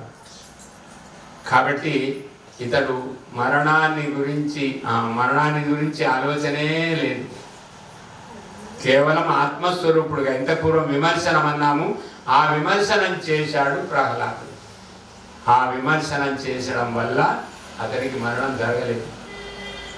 నిజంగానే ప్రయత్నం చేశారు, నిజంగానే రాళ్లతో తొక్కించారు, పీడించారు, అన్ని చేశారు, ఏమీ జరగలేదు. ఎందుకు జరగదంటే శరీరానికి అయితే జరగాలి కదా, శరీరానికి కూడా జరగదంతే. ఎందుకు? ప్రహ్లాదుడికి జరగలేదు, అదే ఉదాహరణ మనకు. కాబట్టి ఆ విధంగా ప్రహ్లాదుడు మహాజ్ఞానిగా అర్థమైపోయింది, పశుపక్షి కృమికీటకాలకు అర్థమైంది. కాబట్టి అవి చంపడానికి కూడా సిద్ధంగా రాలేదు. కానీ హిరణ్యకశిపుడు మాత్రం పట్టు వదలలేదు. ఇంకొకసారి కోప్పడ్డాడు. ఇలా ఎన్ని రకాలుగా కూడా చావకపోతే చిట్ట చివరికి వాళ్ళిద్దరిని పిలిచి, నాయన ఇప్పుడు తీసుకొని వెళ్ళండి. కాదు, వాళ్ళే అన్నారు, మీ పిల్లవాడిని మా నాన్నగారు వచ్చేదాకా మా ఇంట్లో ఉంచుకుంటాం అని తీసుకొని వెళ్ళారు. కానీ అక్కడికి వెళ్ళిన తర్వాత ఈ పిల్లవాడు ఏం చేశాడు? అందరినీ కూడా పిలిచాడు. మీరంతా ఎవరు? రాక్షసులు, రాక్షసుల పిల్లలు. ఏ రాక్షస సోదరులారా, రాక్షస సోదరీమణులారా, నేను చెప్పే మాట వినండి. చిన్నప్పుడే ధర్మం నేర్చుకోవాలి, పెద్దవాడైన తర్వాత ధర్మము రాదు. మీరు కొంచెం సమయం అయిన తర్వాత కూడా చెప్పండి, నేను ఎందుకన్నారో తెలియదు, అందుకోసం నాది ఆలస్యం అయిపోతుంది. వెంటనే బలవంతంగా వీళ్ళు చండామర్కులు వచ్చేసేసి మా రాక్షస జాతినంతా నాశనం చేస్తున్నాడు ప్రభు అని అనగానే పిల్లని తీసుకొచ్చి మీకే చెప్తున్నాం అన్నారు. వెంటనే అతనికి మహాకోపం వచ్చింది. నువ్వు అంతటా భగవంతుడు ఉంటున్నాడంటావు, నేను అంతటా వెతికాను, ఎక్కడ దొరకలేదు. ఇక్కడ ఈ స్తంభంలో ఉంటాడా, ఆ స్తంభంలో ఉంటాడా, ఎక్కడ ఉంటాడు? స్తంభంలో ఉన్నాడు. నిలబడండి. జై బలో నృసింహస్వామి భగవానికి. ఇలా స్తంభములో భగవంతుడు వచ్చాడు. ప్రహ్లాదు రెడ్డి, ప్రహ్లాదా రా. వెంటనే హిరణ్యకశిపుని సంహరించాడు, ప్రహ్లాదుని రక్షించేశాడు భగవంతుడు నరసింహస్వామి. ఈ విధంగా స్తంభము నుంచి వచ్చిన నరసింహస్వామి మూడవ రోజున నరసింహస్వామి కథతో, గజేంద్ర మోక్షణ కథతో కూడా పూర్తి చేయవచ్చు. కాబట్టి వాళ్ళ నరసింహస్వామి ఆవిర్భవించాడు. నా సమయం, మీ సమయం, మన సమయం. నృసింహస్వామి ఆవిర్భావ సమయం అయింది. కథ తొందరగా వెళ్ళినా మెల్లగా వెళ్ళినా అయిపోయింది అని అనిపించుకోవడం కోసం భాగవతం చెప్పాలి. అయింది అని చెప్పుకుంటుకోవడానికి సమయం ఉండదు. కాబట్టి మనం మనుషులం కాబట్టి కొన్ని ఎక్కువగా కొన్ని తక్కువగా చెప్తాం. ఇందులో కూడా ఆలస్యమైంది. హరి ఓం. నరసింహ సత్యం విధాతు. ఏదైనా పానకం కానీ వడపప్పు కానీ ఏదైనా ఉంటే తీసుకొచ్చి నైవేద్యం పెట్టండి. అందరూ అనండి. సత్యం విధాతుం నిజ భృత్య భాషితం వ్యాప్తిం చ భూతేషు అఖిలేషు చాత్మనః అదృశ్యత అత్యద్భుత రూపం ఉద్వహన్ స్తంభే సభాయాం న మృగం న మానుషం సత్యం విధాతుం నిజ భృత్య భాషితం వ్యాప్తిం చ భూతేషు అఖిలేషు చాత్మనః అదృశ్యత అత్యద్భుత రూపముద్వహ ఉద్వహన్ ఉద్వహన్ మద్వహన్ కాదు ముద్వహన్ ముద్వహన్ కాదు ఉద్వహన్ అత్యద్భుత రూపం ఉద్వహన్ స్తంభే సభాయాం న మృగం న మానుషం. సత్యమును చెయ్యాలి, అంతటా ఉన్నాడని ప్రహ్లాదుడు చెప్పాడు. నా సేవకుడు అతని మాటను సత్యం చెయ్యాలి అని అనుకొని భగవంతుడు తాను అంతటా ఉన్నాడు అని ఈ పిల్లవాడు చెప్పాడు. నేను అంతటా ఉండాలి. మీలో ఎవరున్నారు? భయపడకండి. ఎవరున్నారు మీలో? నరసింహస్వామి. మీలో ఎవరున్నారు? మీలో ఎవరున్నారు? మీలో ఎవరున్నారు? మీలో ఎవరున్నారు? అంతటా ఉన్నాడా లేదా నరసింహుడు? నరసింహోహం. ఒకసారి చేయి పెట్టి తర్వాత గోళ్ళు ఇలా పట్టుకుని అహం నరసింహ అహం నరసింహ నరసింహ నరసింహోహం నరసింహోహం నరసింహో. హిరణ్యకశిపు కుత్ర అస్తి కుత్ర అస్తి రే హిరణ్యకశిపో అంతః మరణం నభవతి ఇత్యుక్తవాన్ బహిర్న భవతి ఇత్యుక్తవాన్. ఆగచ్చ అత్ర దేహల్యాం గృహీత్వా గచ్ఛామి దేహలీం ఆగతః అనంతరం ఉపరిన అధః న ఇత్యుక్తవాన్ దేహల్యాం తిష్ఠ ప్రాణవద్భిః ప్రాణహీనైః న ఇత్యుక్తవాన్. అహం నఖైః భవతః హృదయ విదారణం కరోమి. దేవః నాస్మి అహం మనుష్యః నాస్మి సింహః నాస్మి బ్రహ్మ సృష్టిః నాస్మి రే అహం సర్వత్రాస్మి అత్రాస్మి తత్రాస్మి తత్రాస్మి సర్వత్రాపి అస్మి. ఆగచ్చ ఇది అతీవ క్రోధేన ఏవం కృతం. జై బోలో నృసింహస్వామి భగవానికి. ఆ విధంగా నృసింహుడు సమర్థ. ఇంకా పానకము వడపప్పు రావడం లేదు. ఇప్పుడే చెప్తే ఎలా వస్తాయి? వచ్చేసి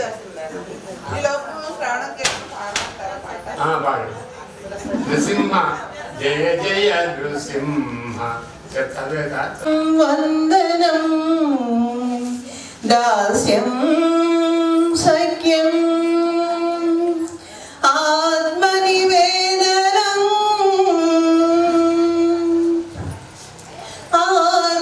ఆత్మనివేదనం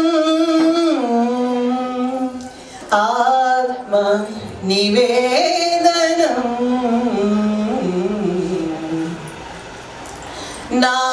నారాయణ గోవింద హరినారాయణ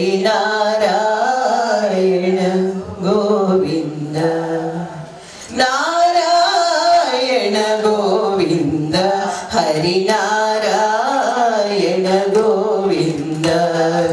ముకుంద నరవర సురరానంద ముకుంద నరవర సురరానంద హరినారాయణ గోవింద హరినారాయణ గోవింద నారాయణ గోవింద హరినారాయణ గోవింద.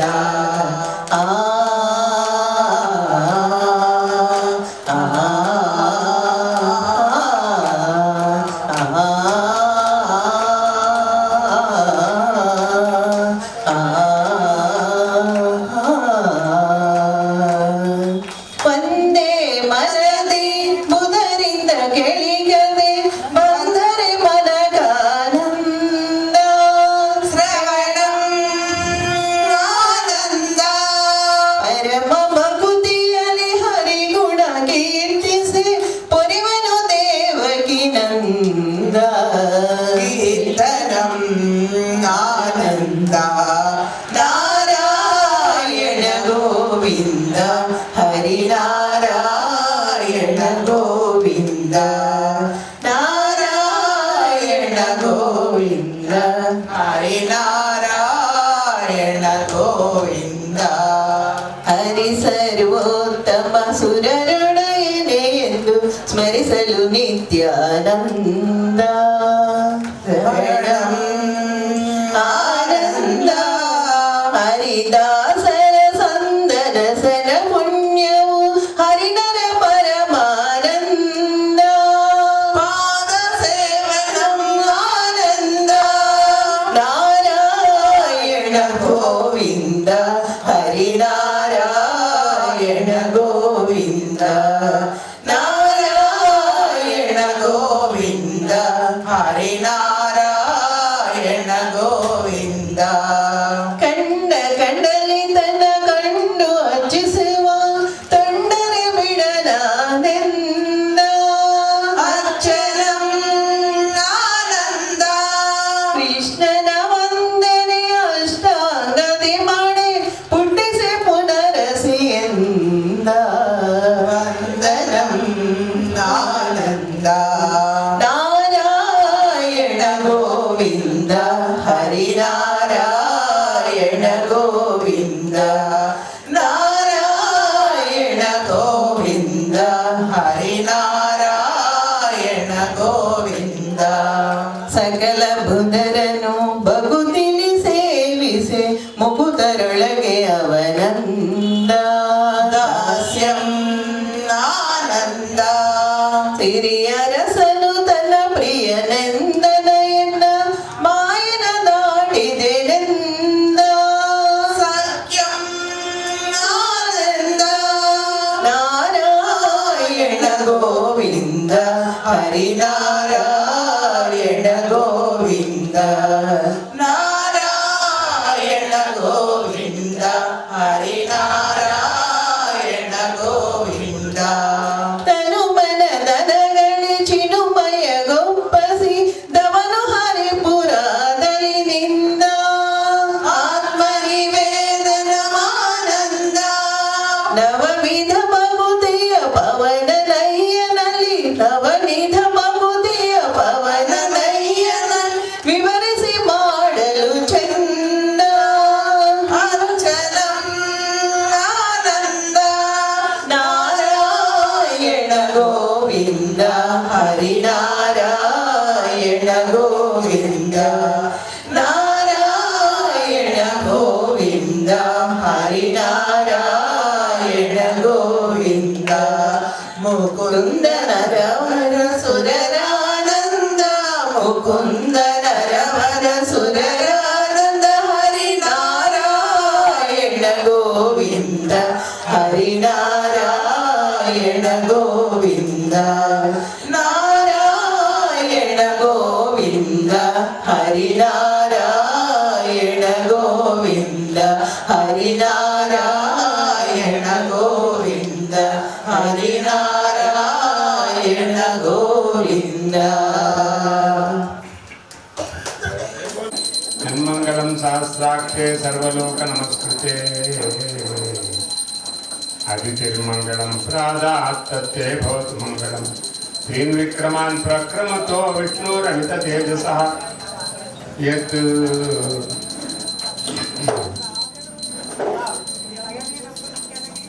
ಯನ್ಮಂಗಳಂ ಸಹಸ್ರಾಕ್ಷೇ ಸರ್ವದೇವ ನಮಸ್ಕೃತೆ ವೃತ್ರನಾಶೇ ಸಮಭವತ್ ತತ್ತೇ ಭವತು ಮಂಗಳಂ ಯನ್ಮಂಗಳಂ ಸುಪರ್ಣಸ್ಯ ವಿನತಾ ಕಲ್ಪಯತ್ ಪುರಾಮೃತಂ ಪ್ರಾರ್ಥಯಾನಸ್ಯ ತತ್ತೇ ಭವತು ಮಂಗಳಂ ಅಮೃತೋತ್ಪಾದನೆ ದೈತ್ಯಾಗ್ರತೋ ವಜ್ರಧರಸ್ಯ ಯತ್ ಅದಿತಿರ್ಮಂಗಳಂ ಪ್ರಾದಾತ್ ತತ್ತೇ ಭವತು ಮಂಗಳಂ ಶ್ರೀನ್ ವಿಕ್ರಮಾನ್ ಪ್ರಕ್ರಮತೋ ವಿಷ್ಣೋರಹಿತ ತೇಜಸಃ ಯದಾಸೀನ್ ಮಂಗಳಂ ರಾಮ ತತ್ತೇ ಭವತು ಮಂಗಳಂ ಋಷಯಃ ಸಾಗರಾ ದ್ವೀಪಾ ವೇದಾ ಲೋಕಾದಿಶಚ್ಯತೆ ಮಂಗಳಾನಿ ಮಹಾಬಾಹೋ ದಿಶಂತು ತವ ಸರ್ವದಾ जय बोलो गोपाल कृष्ण भगवान की श्री नृसिंह श्री कृष्ण भगवान की श्री नृसिंह श्री राम भगवान की भुवन सुंदर भगवान की वन सुंदर भगवान की न सुंदर भगवान की जय बोलो वीर नृसिंह स्वामी भगवान की प्रहलाद वरद भगवान की श्री लक्ष्मी नृसिंह भगवान की हारा